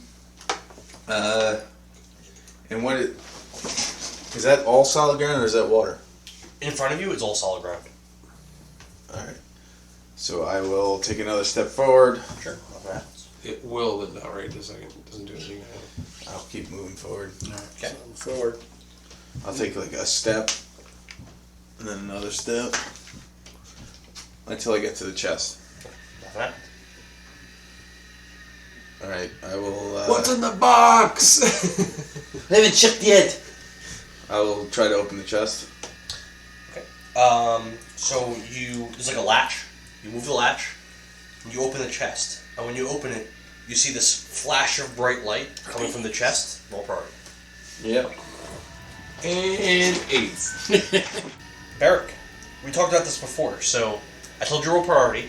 Remember, we literally had this exact conversation, because this happens a lot, actually. Yep, so your roll priority, you don't see any threats, but you're in priority now. So I'm going to pull up my my battle axe. You have to go. So paladins do. Get my shield up. Yeah. And, Now, don't take reactions with spells. Ready action. Ready actions with spells. Because if it doesn't happen, you lose the spell anyway. So, Okay. in this particular case, to what we were saying before, you're just going to say, if anything comes near me or becomes a threat, I'll attack it. Yeah, if anything comes, hostile comes up towards me, I'm going to attack it. Okay. Vekni, it's your turn. I will say that when that light fades away, you see 3 things in the chest. You see a saddle, a small stone coin with a gold art embroidered on it of a feather, and you see a small statue. Alright, well... You have 6 seconds. Alright, I will grab the coin and the statue. Okay, leave the saddle. I only have 2 hands. Okay. Alright. Yeah, and Do I'll you throw have them in my pack, and I will turn and face Sorin and Brogdor, and I will wait what's coming. Dexter. Dexter's just going to fly about 15 feet up above me and 5 feet closer to Vekni, and then end his turn right there. I am in the boat. Also, it jumped into the boat. It didn't jump. So Was it invisible? Son of a bitch. These 3 large spiders appear. They don't look like the ones that you fought before. These ones are white and blue. And it's not like they jumped out of a bush or anything like that. All of a sudden, they just pop, blink into existence. Just boop. Yep. Sorin, why don't you roll a history Yeah, you bitch. with a DC of 12. No, I rolled a 12 plus 7, 19. Okay. It is very similar to when you saw Apocalypse manifest. So the one's going to attack Think of it like being in the Upside Down. Okay. Sorin. If you watch Stranger Things, it's like that's that another plane of existence that mirrors your own. But imagine, rather than it being like 2 years back where they did it in the movie, it's like real time. I'm assuming a 9 doesn't hit you. 9 does not hit me. The other 2 have Vekni flanked as she's in front of the chest. So you're going to roll with advantage. Do you want me to do separate rolls, Kevin, or one roll? Separate. 20. 17 and a 21. I don't know what his AC is. 1 hits? The 21 probably. Kevin, you got to make a Constitution save. DC 11. Let me ask a question. So with these black dots, because I'm You have proficient, advantage. Yeah, you're proficient. so no matter what I roll, I add that to it, right? No. So that is your whatever you roll plus 18. that. That is whatever. 18, you roll so you plus pass. that. Okay. That's why this. So you're going to take 5 piercing and 16 So poison. when the number's higher, you get the extra. Correct. So in strength, where you're. I just took 21 damage. I am Just going knock to you out. cast. How many things are there? 3. 3. There's 1 right next to your boat. There's actually on your boat with you and Barrick. And then there's 2 flanking Vekni by the chest. Two flanking Vekni by the chest. Yeah. Okay. I'm gonna cast Hypnotic Pattern, and I'm going to get. So their positions on the battlefield are accurate. Okay. Oh, son of a bitch. Yeah, I'm gonna get All of them? Yeah, all of them, including And Vekni. Vekni, but she has advantage, right? I think this is Charm. legitimate. It's a charm. Correct. So hypnotic pattern, Daniel, is, I believe, wisdom 15. Wisdom 15. What is hypnotic pattern? It pretty much disables him. Pass. Alright, so rebarbs it. I roll again. Yep. Fail. Yep. Okay, so everyone is stunned. I don't know about Vekni though. Does that hit Barrick? What is it? No, it does not. What Doesn't save hit is me it? or Barrick. See how it's larger? See how it comes up past that area? What So save is it? 15 wisdom. You have advantage now. In case you did anyway, I was going to give it to you with silver barbs. Well, I have advantage because of my Because you're an elf, right? elf. Yeah. Yeah, that's what I thought. 22. So you passed. Alright. So they are all Every with it single- incapacitated? Incapacitated, so that they have, you can't, if they take damage, you wake them up. Otherwise it lasts for a minute no matter what, right? Correct. Okay. Now it's Barrick's turn. Oh, you didn't do your ready action, right?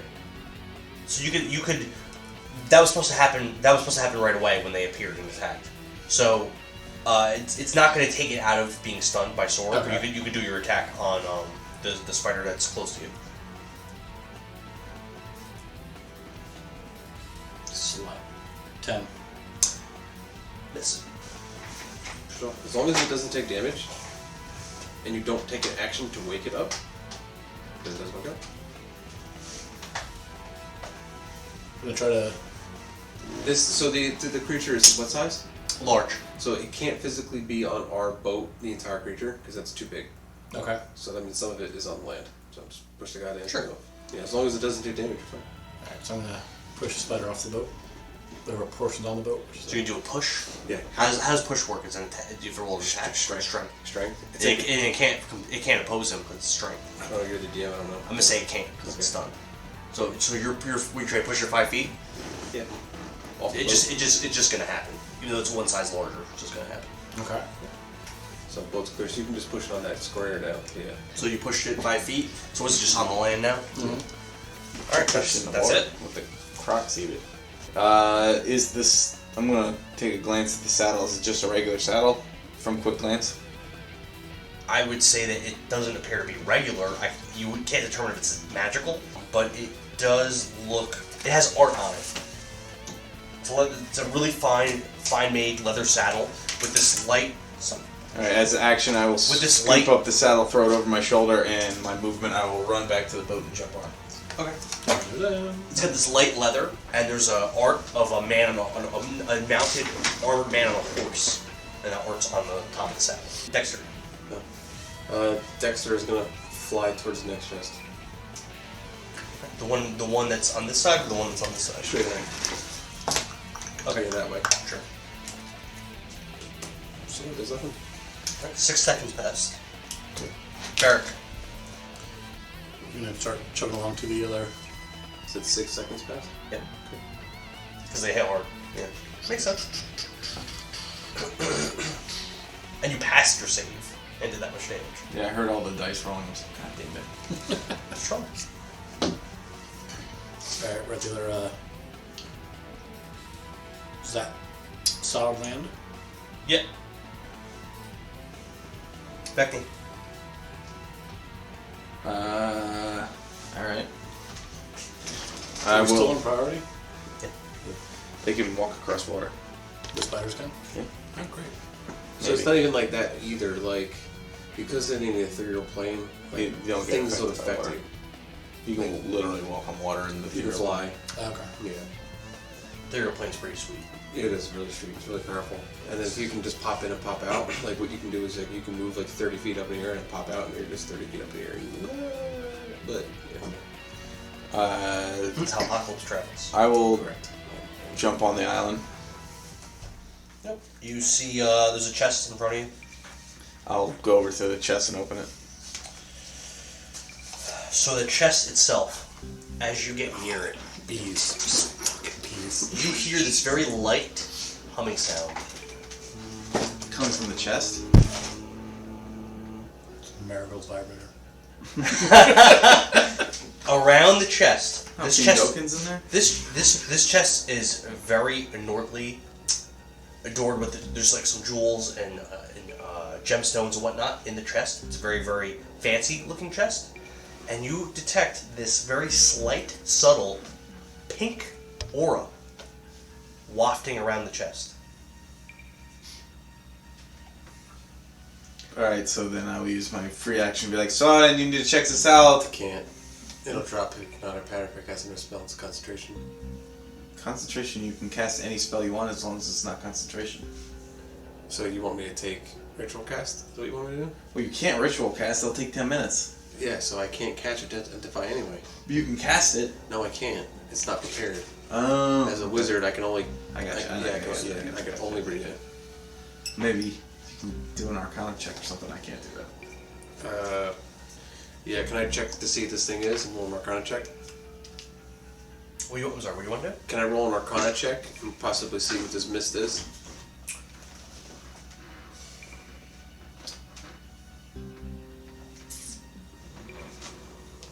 Go ahead.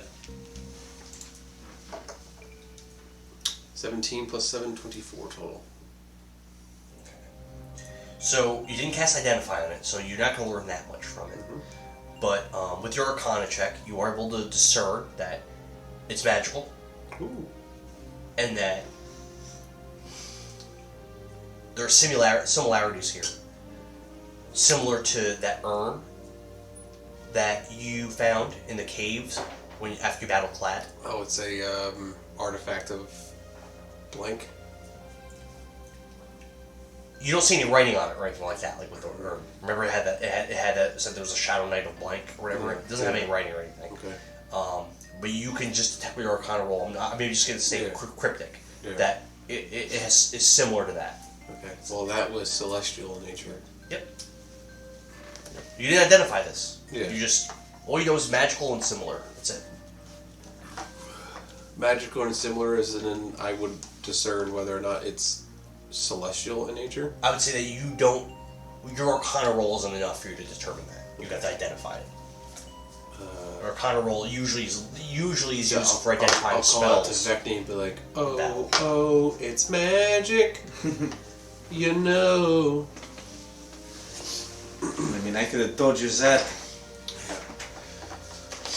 If I dispel it, these things are just start coming after us. I can dispel magic. The spell isn't concentration. You can do stuff. You can cast spells as long as it's not concentration. That's correct. This is an action. Dispel is not concentration. So I just don't. I don't know if it's good or evil though. Can't you do that? Can't you detect if this thing is good or evil?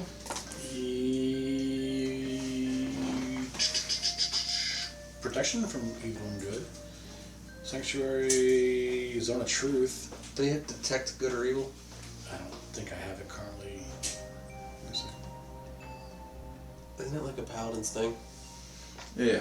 Detect good or evil. Yeah, Is I don't it? have it prepared though. You don't have to have it prepared. It's your thing. It's something you can do. Missing? Unless Yeah, it's... No. It's not one of those. Oh, okay. No, that I think might have been Oh, a different yeah. paladin He thing. has detect good and evil, but yeah, it's not. Some paladins can do that as their... Yeah, it sounds like protection from good and evil is always there. I mean, I could dispel magic as a ready action if you want to try to open this thing up. Okay. But you'd have to do that before I opened it. You're not a reaction cast. Which we asking? If you want to reaction cast a spell, you can ready action cast a spell. Yeah. What's your criteria going to be? So I'm going to take a ready action for dispel magic. So I'm going to click on that spell slot as being used.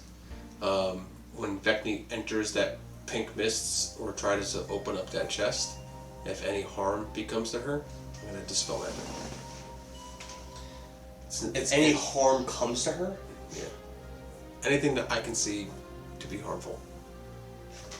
And I'll dispel magic. Okay. Yeah, that's fine.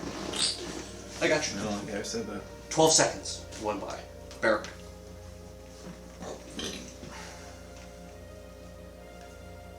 So once these unfreeze or whatever, they can start charging at us, right? Correct. They could. That's a while though. Okay. They have a minute, so it's only been 12 seconds. Okay. It's 10 rounds. We get to go 10 times before these things wake up. Gotcha. I guess I'm gonna hop on that little island there and Sure. stand ready and knock that saber-tooth over. Saber? No, he was just Can we take ready action to do something if something happens? Yeah, I'm gonna ready action. jumps out of this thing. Poop in his pants. Yeah, if anything tries to attack any one of us, then I'm gonna start swinging.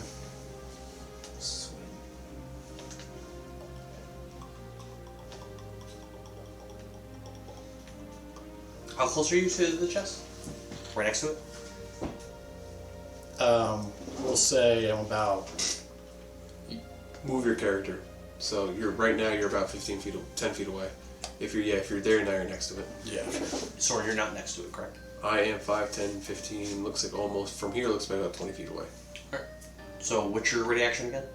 If anything comes out and attacks Vekni or I, start swinging. Vekni. I'll open the chest. So you find it to be locked. I will try to pick the lock. Do you normally need a lock picking set to do that? Mm-mm. I'll look into it after the session. Alright, Smash the fucking lock open. roll a sleight of hand. I have advantage because of his silvery barbs. Okay. Crit 20. Okay. So you hear a click. Fuck. Remind me what the advantage does when you roll. You give me Two roll dice. twice. And you take the highest. Okay.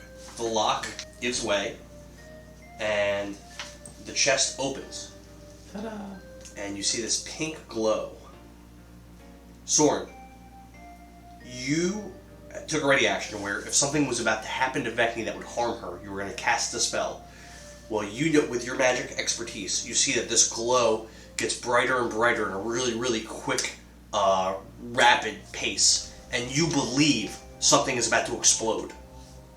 So you can roll, or you could cast your Dispel Magic, and what are the parameters for that? So Dispel Magic is a 3rd level spell, and then I'll read it to you. Okay. So choose one creature, object, or magical effect. We know it's a big mist. It's a level 5 spell. What do you have to do? What do you have to do? Any spell 3rd level or lower, it already ends. Level 5. For each spell 4th level or higher, the target make an ability check of my spellcasting ability. The DC equals 10 plus the spell's level. So I would have to roll at 10, 11, 12. Good. To spell it. But before I roll, I'll use a portent, make it a 17. So you automatically pass? Yeah. Alright, so it starts to glow. You hold out your wand. Your wand lights up. And that magical effect that you saw in the chest, that looked like it was about to burst and explode, it gets dim and just settles. And now the light's gone. Cool. So you get a inspiration for that. That was pretty smart, because that was going to hurt. That was probably going to down her. I don't know how much HP she has. Wow. That's probably going to down her. So, inside the chest, you see... Don't forget those things when you're finding all this stuff. What? No. It's my idea. This And you're alive because of mine.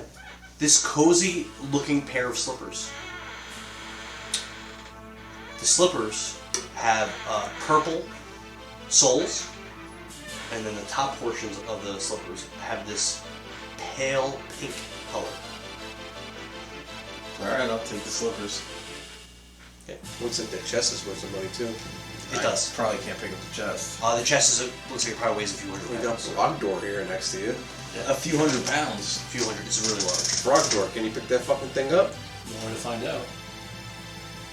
Okay. What's your carrying capacity? I don't think I'm affected by carrying capacity. You definitely are. You can't just carry Do you it. have an ability saying that? I think it's. What you do is click inventory. He must have read that because he doesn't. I would have It's done not like he just doesn't know that. How does carrying capacity normally work, Kev? I don't know how you figure it out. It's your but strength times something. Yeah, it's your strength times 15. And he is a strong character. So Vekni's, my carry Must have capacity read is something. 150 pounds. So you wouldn't be able to carry No. it and nothing else. My push, drag, and lift is 300 pounds. So you could drag it through the water. And he's stronger than Vekni. Yeah. Or he's not affected by carrying capacity. He's just going to put this thing on his back. That's impossible. That's impossible because then you could literally pick up a dragon. Weight carried, and it says underneath that unencumbered. Yeah, unencumbered means you click currently- that, click weight carry, and then it'll pop up and it'll tell you your encumbrance. Unencumbered means that you're currently Alright, not. so my strength score determines the amount of weight you can bear. Should say right Carrying there. capacity, right? What we're looking for? Yep. Is your strength score multiplied by 15. Yep. This What's is your strength score? 18. 18 times 15 is the number that's not on the top of my head. Well, it'll be 180 and then 18. 270. There you go. So you can carry 270 pounds. But You have also- other stuff that you're carrying Yeah. already, like armor and weapons Yeah. that has weight to it. Vekni's currently carrying 93 pounds. Smash that thing with your fucking axe and take some pieces. I don't You know. can try to harvest the gems and stuff. Yeah, that's what I'm gonna do. I'm gonna take my my battle axe and chip away at it. Roll a survival. Your DC. I'll give you two different DCs. You have a 12 and you have a 16. Yeah, way to suck. Survival? Survival. And why survival? He's trying to smash the thing apart. He's trying to chip away gems to harvest them. Oh, what are you doing? You're Are chipping you smashing it or are you chipping? Is your character a smasher or a chipper? He's a smasher. You're gonna smash the chest? Yeah. Athletics? Alright. Yeah, you can do an athletics roll. Okay. Your DC is gonna be 18 on that. Third one down from, yeah. First one down. Fucking hell. 14. 14. So you reel back with your battle axe, and you bring it down as hard as you possibly can, and it hits the top of the chest, and it goes ding and bounces off. And it looks undamaged. Completely Soren's gonna go, I undamaged. thought you were a miner! He looks like an adult to me. You failed to harvest the gems. Yeah. Shocker. Get back in the Your boat! rolling sucks. Get back in Really the boat! Someone give me some dice. Actual roll did. dice. Dexter flies back to me. For 18 seconds. There's nothing else on this little patch of land, right? Nope. I'm gonna get back on the boat. Back to the bow! Back on the boat. Back to the bow. No. Vekni, you back in the boat? It's not my turn yet. But on your turn, you didn't do anything, you just stood there? Oh, no, you took this shit, that's right. Cracked it open. Yeah, I opened it. Yeah, that's right. I'm gonna wait till You grab the slippers, Kev? wait till Vekni gets on the boat. Vector. I'll get on the boat. Dexter. Stays where he is. Sorin. Stay right. 24 seconds. Barrick. Start pushing Where we heading? north. Is that a wall? It's like a high, steep rock. So, like, this is a dead end? Yeah. Isn't there a third chest? With those giant fucking gators. By the gate, by the giant crocodiles. There's no chest. You wanna fuck with the gators? Fuck yeah. Are they giant crocodiles? These ones are giant These crocodiles. are giant crocodiles? Yeah, they meaty. They meaty? Whose turn is it? Brogdor. Brogdor. We can go fight these things. What's that? I think you should start fighting with them now. I think it's a good idea. How many are there? Two. Two? Two giants. You fought two giants before. Remember they killed the little girl and the other guy? They were around 100 HP. It's easy. Got this. Vekni's pretty hurt. Vekni's pretty hurt? What do you mean? She didn't take any I damage. got hit once and it did 21 damage. What's your HP at? 31. Well, you're welcome. Because I saved your life, it looks like. I think you're gonna go down. I have evasion. As long as I don't cast a concentration spell, these things aren't going to wake up by the time we get the fuck out of here. Fireball! Fireball! Fireball! Fireball! That's what I'm saying. Again. You But can. it's Should I- Brogdor's turn over here. Should I heal Vekni at all? It's up to you. Still over a half a minute before this. Well, it depends. spiders Are we- start doing stuff. I feel like if we're gonna go over there, at least we could, or at least save it for. I don't know. Don't do anything that's not damaged. Listen, we got a coin, a statue, a saddle, and slippers. The good shit's over there. These could be, yeah. Getting changing the papers. Listen, we're going to the third I one. wouldn't do that. We're going. So we kill these fucking crocodiles. Which way are we going? Where are you going? To the crocodiles. Take us towards the crocodiles. But you go first. He is first. Yes. Smite thee, almighty smiter! Okay. Oh! Well, we're already in priority. Yeah. So, Actually, Yeah, you thunderous smite these fucking things. Yeah, put Sorin right I gotta fucking hit him first, all right? Before I He put pull you closest to the croc. Nice. Why is that nice? Okay, we line us this way. We're not. Fucking whatever. No, I mean that makes more sense to do it the other way. So At least we're gonna attack him then. yeah, That was what I was thinking. Yeah, that's it. yeah. Yeah, Right there. Yeah. Sorin's dead. so what are you doing? Spiders. It's your turn. We all die. So someone attack if I hit him, or then do the Shouldn't go thunderous for his smite. chest. This is a bad idea. Do we? Is there ever What's the been worst a- that can happen? We're gonna die. We roll new characters. I'm Marigold. You could do that. Yeah. Do that. That was queen. See? Yeah, we didn't miss me already. We didn't find him, but we found his pink slippers. You want them? So, Smite the almighty smiter. so to do a thunderous smite, I gotta roll to see if I actually hit them first, then Yes. cast it, right? So what's it say? You The first time Read what it says. The first time you hit with a melee weapon attack, So it's a bonus action, correct? yes. So you're gonna say bonus action thunderous smite. That's what it's after you hit. So if you miss, you don't have to use it. Positive. So if you swing and miss, you don't have to use it. If you swing and hit, you could say, I'm going to smite. Right. Well, read what it says. The How does first that time you work? hit with a melee weapon No, attack, he's not smiting. He's not? He's casting the spell thunderous smite, which is a bonus action. Oh, I don't know. I don't know how that Yeah. works. See, this is why you fucked up the paladin. You do this first, and then you do all your other shit. You only have like fucking a few spell slots. This is why you fucked up. Read what it says. As a bonus action. the first time you hit him with a melee weapon attack during this spell's duration, your weapon rings with a thunder that is all within 300 feet of you, and the attack deals an extra 2d6 thunder damage to the target. Additionally, if the target is a creature, it must succeed on a strength saving throw or be pushed 10 feet away from you and knocked prone. Okay. So you do that. Bonus action, that's what you do. Bonus action, thunderous smite. Okay, that's a spell slot now. Hit that little square. Yep. And now, fuck one of these things up. Yeah, because you can thunder and smite and smite on top of it. Correct. And regular attack. So it's crazy. It's crazy. So I'll But do a the- thunderous smite first. I wouldn't blow your load on these things. Just cast Thunderous Smite and just fuck these, like hit them with your regular axe, your good axe that you have. The magical one. Yeah, do that.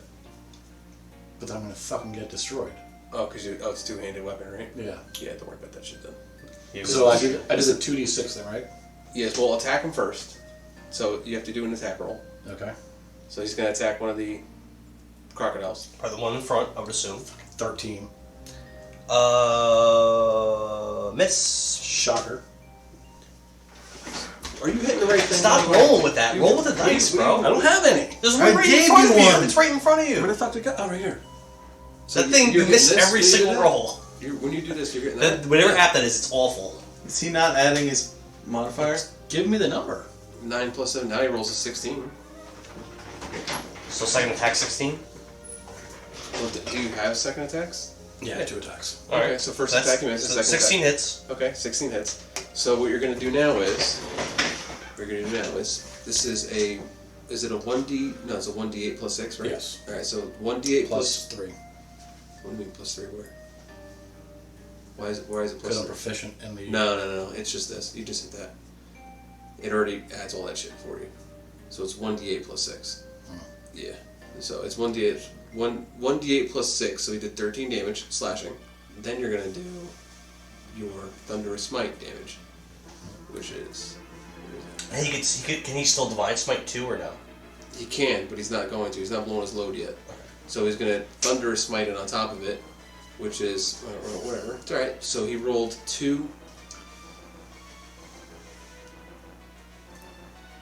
He did 2 thunder damage, and now the creature must make a strength saving throw. Of? Strength is 13. Save. Pass. 13. Okay. So he takes an additional 2 thunder damage, but nothing additional happens. What's the total amount? 15. 13, 14, 15. 15 total? Okay. Yeah. Yeah, thunder damage and slashing damage.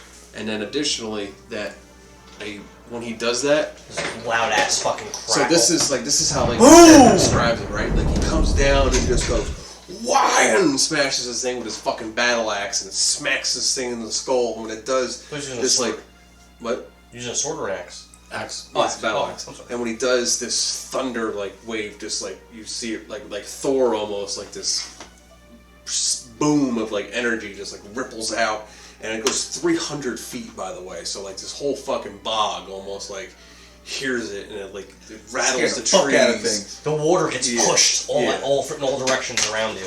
Yeah, and the fucking trees get rattled, and birds and insects are flying away. Like it could even like scare some of the other animals away and shit. It won't. It'll attract them. because it's Dan. So now the entire bog's gonna come after us. People are like, oh, that was loud and scary. I want to eat it. But had this thing failed, it's more than just the damage about this, right? Which is what makes this spell so good. It's more about that 2 damage. It's also about pushing this thing 10 feet and knocking it fucking prone. That's huge. But it passed the... It passed. Yeah. They're strong. They're giant crocodiles. Yeah. But either way, you fuck these things up. So good job. Giant croc bitch. Good job. Then for your turn, Barrick? Yes.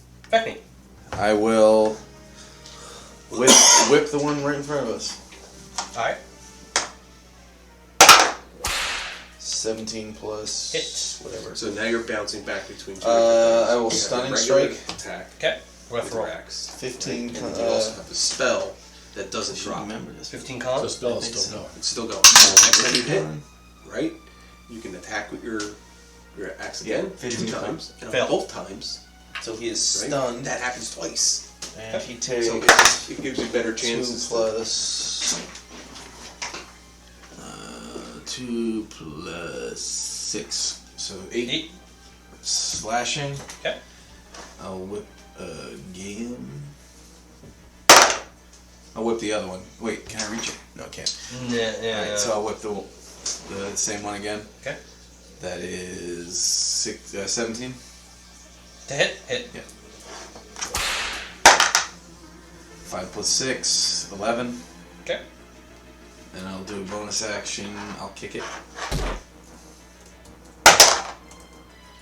9 plus 6. Hit. Oh, I'm sorry, 9 plus 8. Hit. 10 slashing. All his attacks are magical? Yes. Okay. Dexter. Dexter will just fly 15 feet above myself. Sword. You should put Dexter behind the crocodile so we have advantage. Oh, yeah, alright, we'll do that next turn. I guess I already said it. Yeah, I'll just use my spell fireballs. Fireball one of these things. Your fireball? Yeah, very good. So I'm gonna go this way with it, Daniel. Okay. The reason I go that way, it misses everybody, hits the 2 crocodiles. Sure. But it also misses the chest, Okay. which is, Alright. I assume is important. The stunned one, does it automatically fail dex save, Kevin? Stun.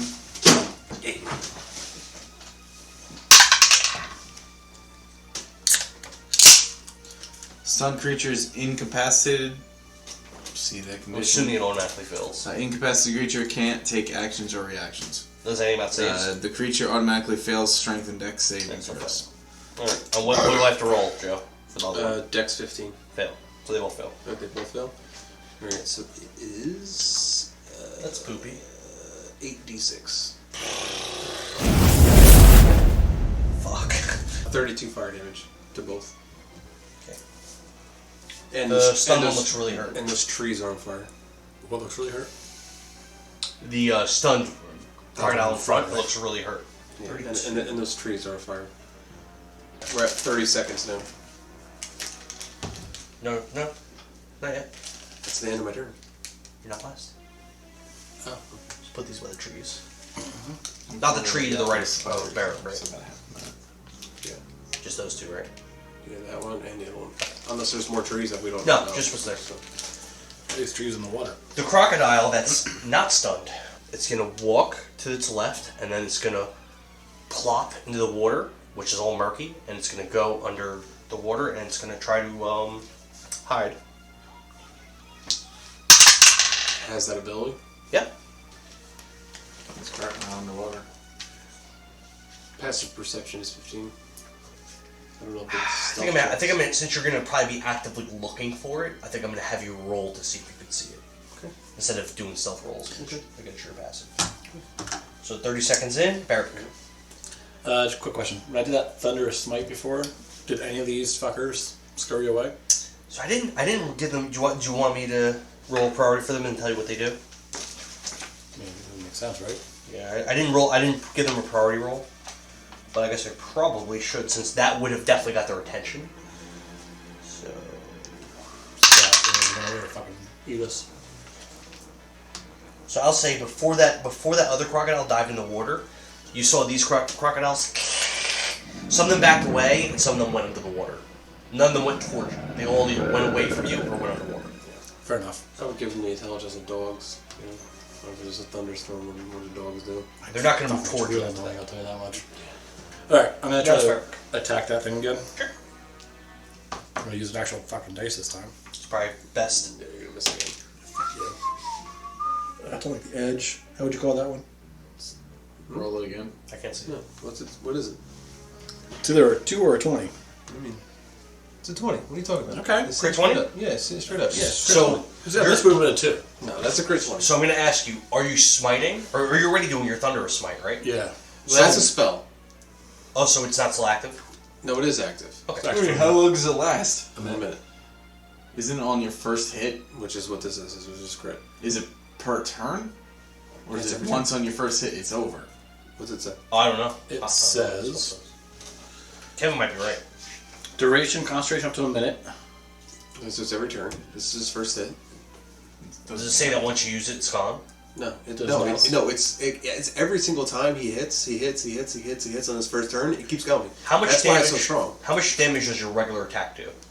1d8 plus 6. All right. What do you So that's 14. How much damage does the thunderous smite do? 2d6. 14. 12. So that's 26. So you already did 26 damage. It's a crit. So this is how criticals work. So you're doing the maximum possible damage that you could do. First. Now, roll your thunder damage or roll your regular damage. Or now we're not adding modifiers. We already did our modifiers. So just add. Hit the dice thing anyway. So roll your And then dice. just subtract a 6. So I need a oh, okay, I got So roll 2d6 thunder and then 1d8. 2. Okay. Okay. And then my whatchamacallit. It's 2d6, so that you could Yeah. manually. What's up, Kev? But it's fine don't because think it's it's more fine. about that. So You don't what think to so? do? No, 2. He doesn't get to say Another it. 2. I didn't read it. But The first now- time you hit with a melee weapon attack during the spell's duration, the weapon rings out a thunderous audible within 300 feet. So the first line, the first time you hit with a melee weapon attack during the spell's duration, During the the spell's first duration.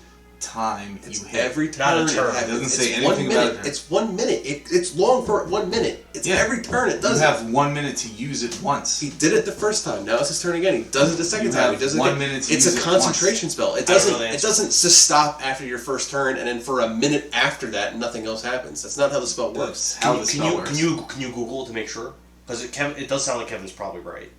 It'd be like me doing vampiric touch. Every turn on the first turn that he hits something, this happens I don't know. for a minute. What level spell is it? A 1. That's And it's overpowered 2d6. for It's a level 2d6. What are you To talking be about? able It's to do it 2d6 for a damage. minute? It's 2d6 damage.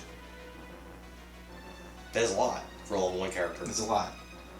It's not a level. He's not a level 1 character. It's a level 1 spell. Sure. So a level 1 character could do it in a battle. That's not how it works. First time you hit during the spell. So why does it last a The minute? first then? time you Why does it because last a you minute? can cast it on yourself before you go into battle. That doesn't make any sense. Yeah, it Because does. you have Why bonus is it- why actions is it that can last do other minute? things like Misty This Step. is a and stuff. bonus action. Yeah, but I'm saying, That's what it's so you saying. could do that, you could do that spell, and then next turn Misty Step with your bonus action. And it's This is- still active. No, Yeah, it's hitting no, it. because this is concentration. So Yeah, Misty Misty Step Step's wasn't- not. Yeah. Doesn't make any sense. It's not how I read it. So you. Give That's it a better, literally how it give says. it a better Google. Then. The first time you hit with a melee weapon attack during the spell's duration, the weapon rings out. Yeah. It doesn't say that it does it again. It says the first time. Literally the first 3 words. The first time. As someone not knowing this, I would say, since I have 2 attacks, it'd be just my first hit, it does it. If it said on your turn, I'd agree with you. But That's it says why the first one you during the missed, spell's it didn't work. duration. The first one you missed, it didn't work, but That's why it has a did. duration, because it's not your turn. Because if you miss both attacks, you'd be like, fuck, I just wasted a spell slot. I'll give it a Google. Yeah, Google. I don't want to make a ruling without being sure, because I don't want to jip, especially since it's a crit. I don't want to jip you with all that damage.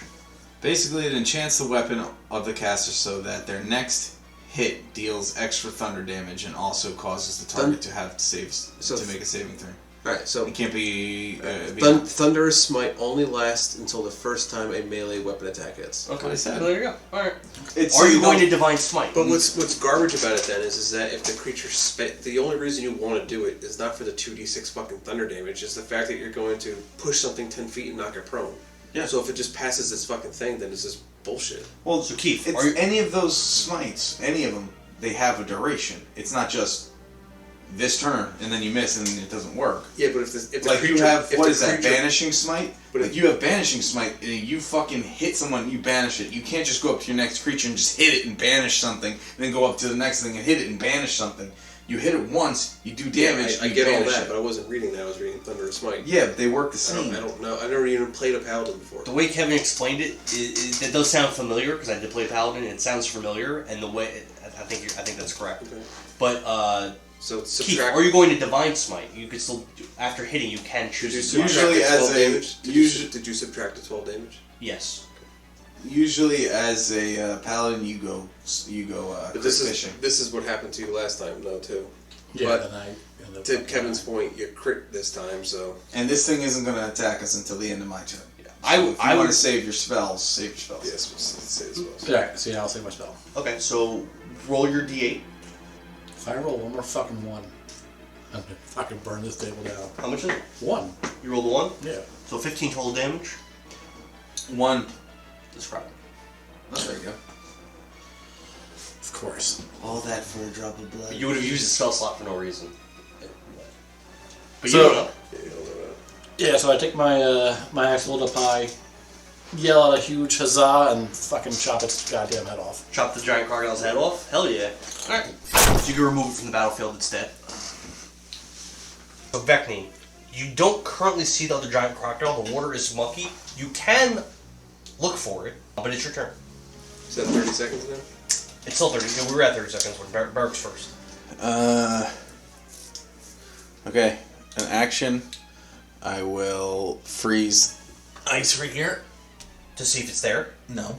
Okay. Just to freeze a block of ice. Oh, to make like a bridge? Yeah. What happens to the ice you're on? It doesn't go away. Are you only able to make 2 separate blocks? I don't think you're allowed to make infinite blocks. I think you only make 2. I think, like Mold Earth, he's only allowed to cast as many instantaneous ones as more than Let's as see. 2. Choose your area. 5 manipulate ways. You can cast a spell multiple times. You can have no more. Okay. 2? Yep. So you could do that, but one of the blocks is going to disappear. The first return. How the does first jumping work in this game? So if I was to buy a set of dice, Okay. it comes like a set of 5, and Yeah. one of each type. Why do you have? I was going 5. Dan has a whole fucking handful. Because it's nice. Is there any actual to the game or? No, just you to have? literally only need 1d4, 1d6, 1d8, 1d10, 1d12, a d20, and a d100. That's all you need. Acrobatics roll of 10. I prefer the That's beer. pretty easy. You're having a bad night. I will How can you tell me? jump I across. prefer the beer. Okay, roll your acrobatics. With the D16 plus 8. With the Easily. D6s, like, you would expect Finally, I one get to use lot of acrobatics. It's So Climbing this- and jumping. This chest, does it have like I a use funky the same aura thing as you. around it like the last one? No, this one looks like a pretty plain wooden chest, and there is a clear rusted too. padlock. It's better than 2, on it. sure, but it's Yeah. not like it's, So it's like locked. astronomical. You can damage. surmise it's locked. That's what makes Thunder. I will try to break the lock. Alright, roll to athletics. This is 8. Alright, I got it. 16. Snaps off, and then the chest pops up. Okay. What's in it? Roll an investigation. I'm gonna give you 3 separate DCs. 8, 12, 16. 19 plus 1. You find 3 regular healing potions. I'll take them all. Fuck yeah, that's like the best thing we can find in this campaign. Best! I'm super excited about that. I don't give a fuck about coin statue saddle slippers. Coin statues. They're just regular healing potions. Just the basic ones. The best. Potion of healing is 2d4 plus 2. You're done with your turn. It's Dexter's turn. Let's see. Let me check my movement. Oh, I got movement, so I'm gonna go and try to jump back onto the boat. Okay. DC 10. I have 45 movement? Yeah, 45 Yeah. movement. Alright, DC 10. I'm coming. 10 plus 8. Okay. Oops. Dexter. Dexter's gonna fly out towards me. Like, towards my way. Physically. 30 feet. Sword. Fast as fuck, boy. Not doing anything. I'll warg into my owl. There you go. The crocodiles, the ones that submerge themselves, they come back up, but they don't make any move to move towards you or anything. Get us out of here. Let's fucking hightail it back to where we came from. Yeah. Brogdor. Brogdor. Brogdor. Get it? Fucking I'm right, sorry, dude. Barrack. Brogdor. That giant crocodile comes up from behind you and tries to attack you. With it, How's it tries to come bite you and then tries to whack you with its How's tail. it coming from behind me? It went underwater It went and we underwater. lost control of it. So, Or track of it. Right, but Vekni or Sorin's behind me. it's turn. Oh, your back's facing Sorin? Oh, okay. So then it's going to attack it the side of you, so it's not going to get advantage. You never turn your back on the ocean. First attack. It's going to try to bite you. 64. I think this misses. 28. It's a 18. 20s. Then it tries to smack you with its tail. You got 20 AC too? Yeah. Damn, you're hard to hit. That shield. Got a +4 shield. Oh, yeah. Don't you have a He has no. two-handed axe, so. I'm not. No, he did. 22. It's 22 it's, hits. he Oh, can it's do got the. versatile. Yeah, so it has 2 different damage types. The You have to one make that a you- 16 strength save or you're knocked prone. What is that damage? 22? No, I'll still rebarbs that. Okay. Do you have I'll reaction. So don't take any damage yet. I'll reaction cast silver barbs. And then I'll give Brogdor advantage. That's a 24. Okay. Now I give How you, dare now you. I give you advantage. Okay. So now I roll the strength in twice. Yeah. You can't do it on the same turn. We went over this last time. He's right. That's correct. What? Yeah, he can't give you advantage from his silvery barbs in the same turn. He silvery barbs a roll. That's right, I remember that. That is true. It's 17 bludgeoning. So you're gonna take the damage. However, Wasn't it just like 10 a second ago? Yeah, I re-rolled it because you re-rolled Yeah, it. of course. You took 7 more than before. well, you take the lower roll. You don't take the higher roll. You didn't do the damage. Oh yeah. I No. re-rolled the damage because now I didn't hit now. Now I have to roll again. And then it goes back underwater. Wait, no. Well, what's the save he has got to do, right? I thought you passed it already. Did you? No, I didn't roll it yet because Oh. you guys fucking told me 18 different things. Oh, sorry. It's a 16 strength save. So I hit this thing at the top, right? Yeah, hit it twice. A crit 20 plus 4. So it failed to But knock then you I down. get, because my level of the paladin, I get +2. No, But isn't that, Don't worry about any of this. no? Oh yeah, no. These are your saves. Okay. I'm sorry. You're right. I'm wrong. So I rolled a 26 before. Roll a 26 because you roll a crit 20 plus 6. Yeah, and then... So yeah, you pass no matter what. Yeah. Okay. Barrack. And now we're 36 seconds in. Wait a minute. So the croc popped up, bit him, and then disappeared? We went back underwater. Well, it tried to bite He me. doesn't get a reaction. Opportunity attack? He does. Wait, hold on. It tried to bite me, I blocked that one. Yeah. And then I passed the save. Yeah. So what happens with that? So, alright. So what happened was it tried to hit you with its tail. Right. It hit you with its tail. It- After hitting you, you have to roll a strength save to see whether or not you get knocked down. Okay. So you passed that, so it didn't knock you down, But I but still it did the still damage. hit you. Gotcha. And now it's trying to leave. So, So now now I you do can a- take you can take a reaction. You can attack it before it gets away. Yeah, reaction, attack, Okay. and... Where's that fucking dice? 14? Wait. A 14 hits. Yeah, 14 plus Okay. 7, so I get 21. So hit. Can he, on reaction, can he use Divine Smite and all that, or no? Yeah. Yeah. On a hit. Okay. Don't spike them. So I hit for 11. Okay. Now it goes under the water. Do I get both my attacks, or it's just one Just action? one attack. Okay. An opportunity attack. Alright, so now Barrack, it's your turn. That was just your reaction. Okay. Now it's your turn. So that thing's under the water. So It's under the water. Don't worry about it. Continue. You could try. Push the boat. You could try to use perception to see if you could find it, Yeah. if you want. Push the boat, and Yeah. then Head back to where we came from. Before those spiders come alive again. So you can move. I'll let you just do your regular 30 feet of movement. and then dash. to the boot. And say you're gonna dash. Then Gotta be able to do something. Boat dash. boat dash. But does my movement? My movement's only 25. But we're in a boat though. I'm not walking. Dash. Yeah, sure. Because I would say that he's gonna do Okay. this 30 feet. Yeah. And he's gonna use his action to do it again. Yeah. So he's using his action. Yeah, this is your Yeah. action. Okay. I'm okay with that. So you can move 60 feet. 60 feet. I'm okay with it. So with the count the squares. How squares are So 5? the crocodiles, Yeah, as you go every by square's them, they're 5. not attacking you. They're looking at you. 1, They're not 2, attacking. 3, 4. I mean, like 12. 4 Four's times 20 feet. 5 is 20. So do just kind of out loud. That's 20. 20, 25, 30, 35. How many? 40, 45, 50, 55, 60. 60 right there. Boom, baby. That's it for your turn. Yes. Now we're at 36 seconds. 36 seconds. Vekni. You still have a lot of time. Wow, Yeah. you have a lot of time left for how much you We just are did. moving so fast. I'll hold my my action. That if I see that crocodile pop out again, I will whip it. Okay. Dexter. He's And not gonna- only will I whip it, I will whip it good. He's gonna move back to us, and then go another. How many feet is that? So it's 5, 10, 15, 20, 25. What's that? 30 feet. All right, and then another 30. He's gonna dash. Okay. And he's 15 feet up. Sorin. Nothing. That's my turn. Is anyone looking back? I'm not. I don't know about these guys. Well, I'm in front, so I'm looking straight. And you're serious, so no one's looking back. Alright, so I'm not going to roll any stealths or anything like that since you got none of you are even looking for it. Beric, we're now 42 seconds. Hey, sensing match day, you should look behind us. No, because now that we're outpacing these things and they have to use their actions to keep up with us, it doesn't make any sense to do anything other than get to land as quick as possible. We're gonna keep on going. Yeah.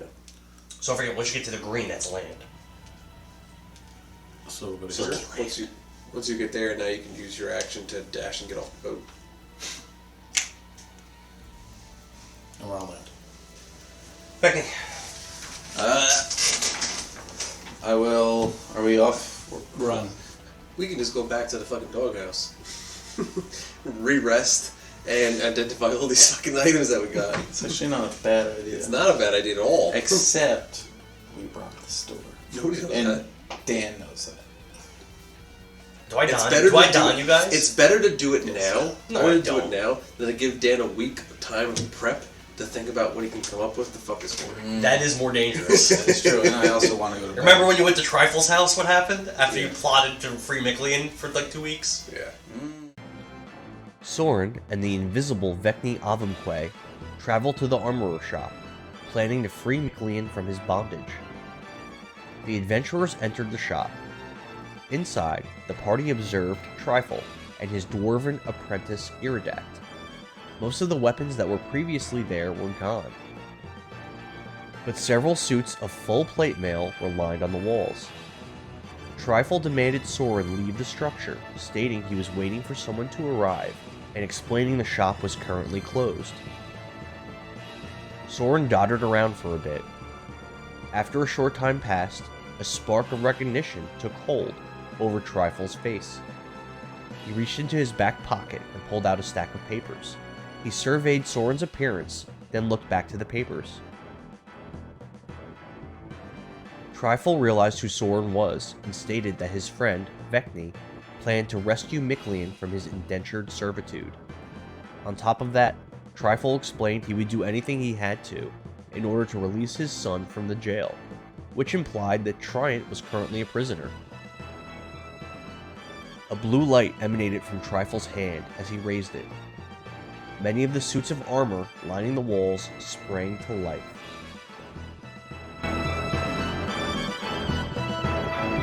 Okay, that's fine. I think we can go back to the doghouse. Vekni will hop off and start heading back to the doghouse. Okay. So we all follow. Show me your pathing. I don't know what that means. Show me where you're walking. Straight line? back to the doghouse. Straight line. Yeah, at that point, I'm going to say that you're outpacing the creatures by too much. We're going to end priority because they're not really. If you're just going to go straight and you're not fucking around, they're not going to catch up with you. So, all right. So we're going to do XP. Each of you receive 600 XP right now. All right. So you get back to the doghouse. I'm guessing you guys do the puzzle, which takes. You already know what it is. Yeah. You get back inside. Let's see. It was what, a little after midnight when you guys left. Yeah. So it's still like 1. Yeah, that was not a lot of time. I'll retro cast Identifying Slippers. And I will start reading the manual of quickness in action. So, those slippers, you learn a couple things about them. Similar to what you learned about that pink axe, these slippers scale up the more powerful that you become. Pink axe? Pink axe. The one that you hit. Oh, okay. His axe is pink? Yeah, with a purple handle. And these are purple souls with pink toes. So you determine that they increase with your power. Okay. With your current strength, Sorin, since you're identifying them, you learn that equipping them would make all of your physical attacks magic, no matter what the damage source. All your attacks would be magic. Vekni, you already have that, right? She basically already has that. And currently, you would gain +10 to your movement, attuning to them. Is that just me or anybody? So the slippers wouldn't necessarily give everyone the same benefit. So you identifying it would only tell you what they would do for you. No, they take 7 days to attune. How? What? Okay. Slippers? Yeah. What? Okay. How does it take 7 days? It takes 7 days. You don't have to, it's not 7 days of you doing nothing, but it would take 7 days of you wearing them, resting with them, spending your time trying to attune. Okay. I'll let Vekni know what they are and see if she wants them. Also let Brogdor know what they are too. See who wants them. And what are these two again? They make all your weapon attacks. I'm gonna say from what I know. No, not all your unarmed attacks are magical. Is it unarmed or weapon attacks? All attacks, regardless of the damage all source. All attacks. So all of your attacks are already magical. So it only gives Vekni +10 movement from my understanding. It could be more than that. It could be, but my understanding of them currently, from what I know, is what I just said. Because I can't identify them on you or on him. I can't see another magic item that does nothing for me. They would give you +10 movement. My movement's already 45. So I'll give them to Brogdor. No, you're not. They're mine. I'll give them to Vekni. And she can You just said you didn't want them! She can attune to 5 magic items. I They're guess. mine. I'll take the saddle. Identify that. Okay. So 10 minutes go by, and you determine that the saddle is the saddle of the Cavalier. While on a mount, you can't be dismounted against your will. If you're conscious, and attack rolls against the mount have a disadvantage. That's pretty good. It's good for someone who can cast Phantom Steed. The feather is Qual's. It's a coin. It's like a stone coin with a feather art on it. It's Qual's feather token. Qual's feather token. Anchor, bird, fan, swan boat. Bird. Okay. Tiny object looks like a feather. You can use an action to toss the token 5 feet into the air. The token disappears and an enormous multicolored bird takes its place. The bird has the statistics of a roc, which is a giant bird, but it obeys your simple commands and can't attack. It can carry up to, that's pretty good, 500 pounds of flying maximum speed, 144 miles per day. Damn. That's How many It's days? far as fuck. It says that it disappears if it hits 0 hit points or reaches the maximum distance for a day. Yep. I'll take that. Of course. Trogdor can take the sandals. I don't know. Are you giving the slippers to this Trogdor? Yeah. Or Peric? You want to give him the saddle? What? What's the saddle do? Oh, you can't be dismounted. Yeah. I don't mount shit. You have a saddle Yeah. I don't need any of your shit. I don't want any of it. until a statue something later. Like, oh, Well, the statue might be something, but as far as those 6 things, you guys do whatever you want. saddle on a mountain. You can't be dismounted. Blah, blah, blah. I'm just the guy that got us out of combat. What's the statue? It's the Ioun Stone Protection. The Ioun Stone is named after Ioun, the god of knowledge and prophecy, revered for somewhere on some worlds. Many types of Ioun stones exist. Each type is distinct combination of shape and color. When you use an action to toss one of these stones in the air, the stone orbits your head at a distance of 1d3 feet and confers a benefit to you. Therefore, another creature must use an action to grasp or net the stone to separate it from you, either by making a successful attack roll against a DC 24 or a successful DC 24 dexterity acrobatics check. You can use an action to seize and stow the stone, ending its effect. The stone has an AC 24, 10 hit points, and resistance to all damage. It is considered an object that is being worn while it orbits. Protection, you gain +1 bonus to AC while this dusty rose prism orbits your head. I will hand this to Sorin and be like, you need this squishy guy. So what did Trogdor get? He got the slippers? Brogdor got the saddle? slippers and the saddle. I got the coin. So I'll identify them while you have them then. And I would say roughly, his power is roughly equal to yours. So it does the same thing. So the slippers give me +10 movement? Yeah, but you don't have it. You have to attune to it, and Right. this particular item is going to take you 7 days to attune to, Is that all it does? Just +10 movement? and make sure it attacks magic. Does it do anything else besides make a magical? Just Soren determined that the more powerful you become, the more powerful the effect of those slippers will be. How does that work? I don't think that's. I think that You'd have to attune before you knew. with his identify spell, I don't think it's going to give you that specific number. It just telling you that the more powerful you become, the more effective it'll be. Okay. So I'm going to say that upon leveling up, if you wanted to remind me, hey Dan, by the way, I leveled up. Once you meet certain thresholds, I'll let you know that if it does something different. So as of right now, it just gives me +10 movement once it's attuned. +10 movement and makes my attacks magical. Yes. Okay. So explain how magical damage. So my thing turns my. There are creatures power out there that are resistant to damage, unless it's magical. Okay. Yeah. So you know, like your axe now, it says it does a D6 dash slashing. Yeah. Now you get to say it does 1d6 magical slashing. Okay, I got you. Okay. Can we say that we're gonna use this time now to go long rest? At the inn? Yeah. Sure. Yeah. I'll take the long rest, and the 4 hours that I'm awake, will add to reading to that book. Did you finish one of those books yet? You finished one, I right? will finish one, yeah. Yeah, I'll long rest too for the spells that I used. And then I'll wake up in the morning. Might be a good time to actually do that. Okay. I'm gonna long rest as well. Long rest. I'm gonna say you guys are gonna get. I'm gonna just give you your full XP now for that battle. Okay. I'm just gonna give you guys the full XP because I think you guys did earn it with what you did. So you're gonna get on top of what I already gave you. You're gonna get an additional 1,300, and that's the full XP for the crocodiles. 100 each, right? 1,300 apiece. Yes. That's the full XP. I leveled up. Okay. So you get your rest. You're actually you're level 8.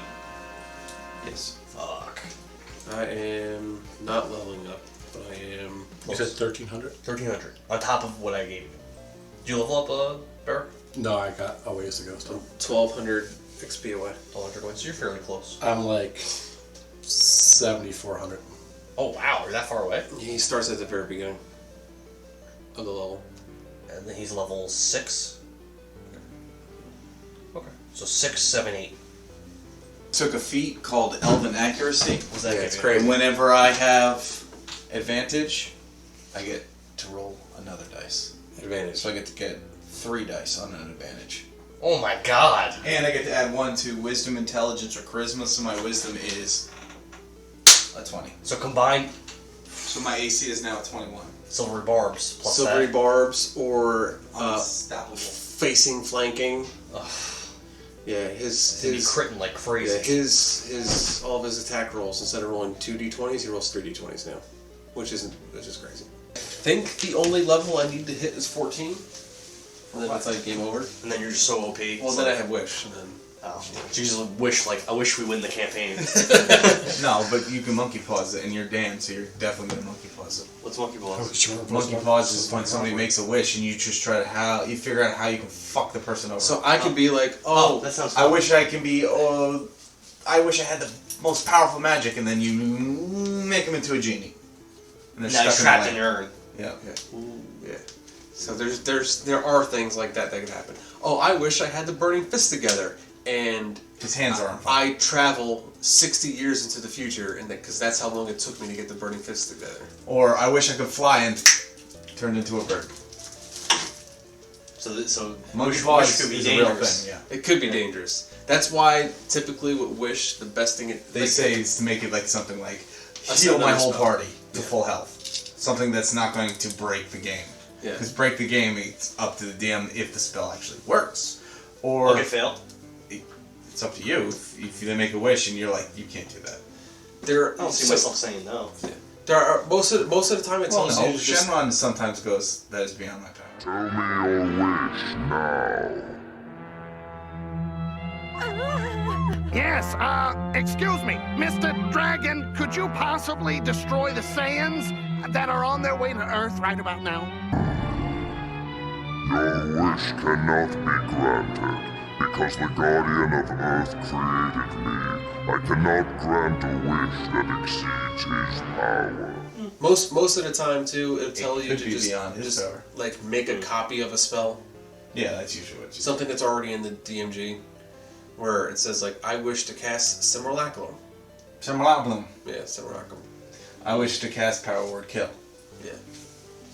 Really early on in Don's campaign. Oh, it's a 9th level spell, so it's like wish. Yeah, this is really powerful. So I can just get wish and cast whatever 9th level spell I want.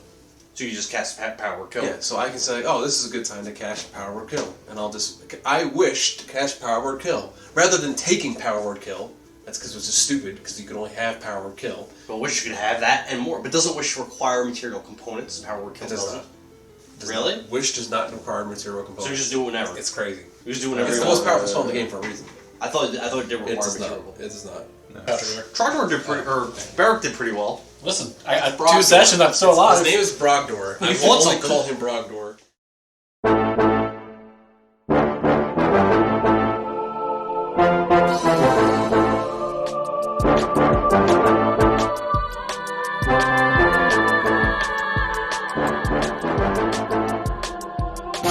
Thanks for watching this episode of Power Word Nerd. Be sure to follow us on all social media sites.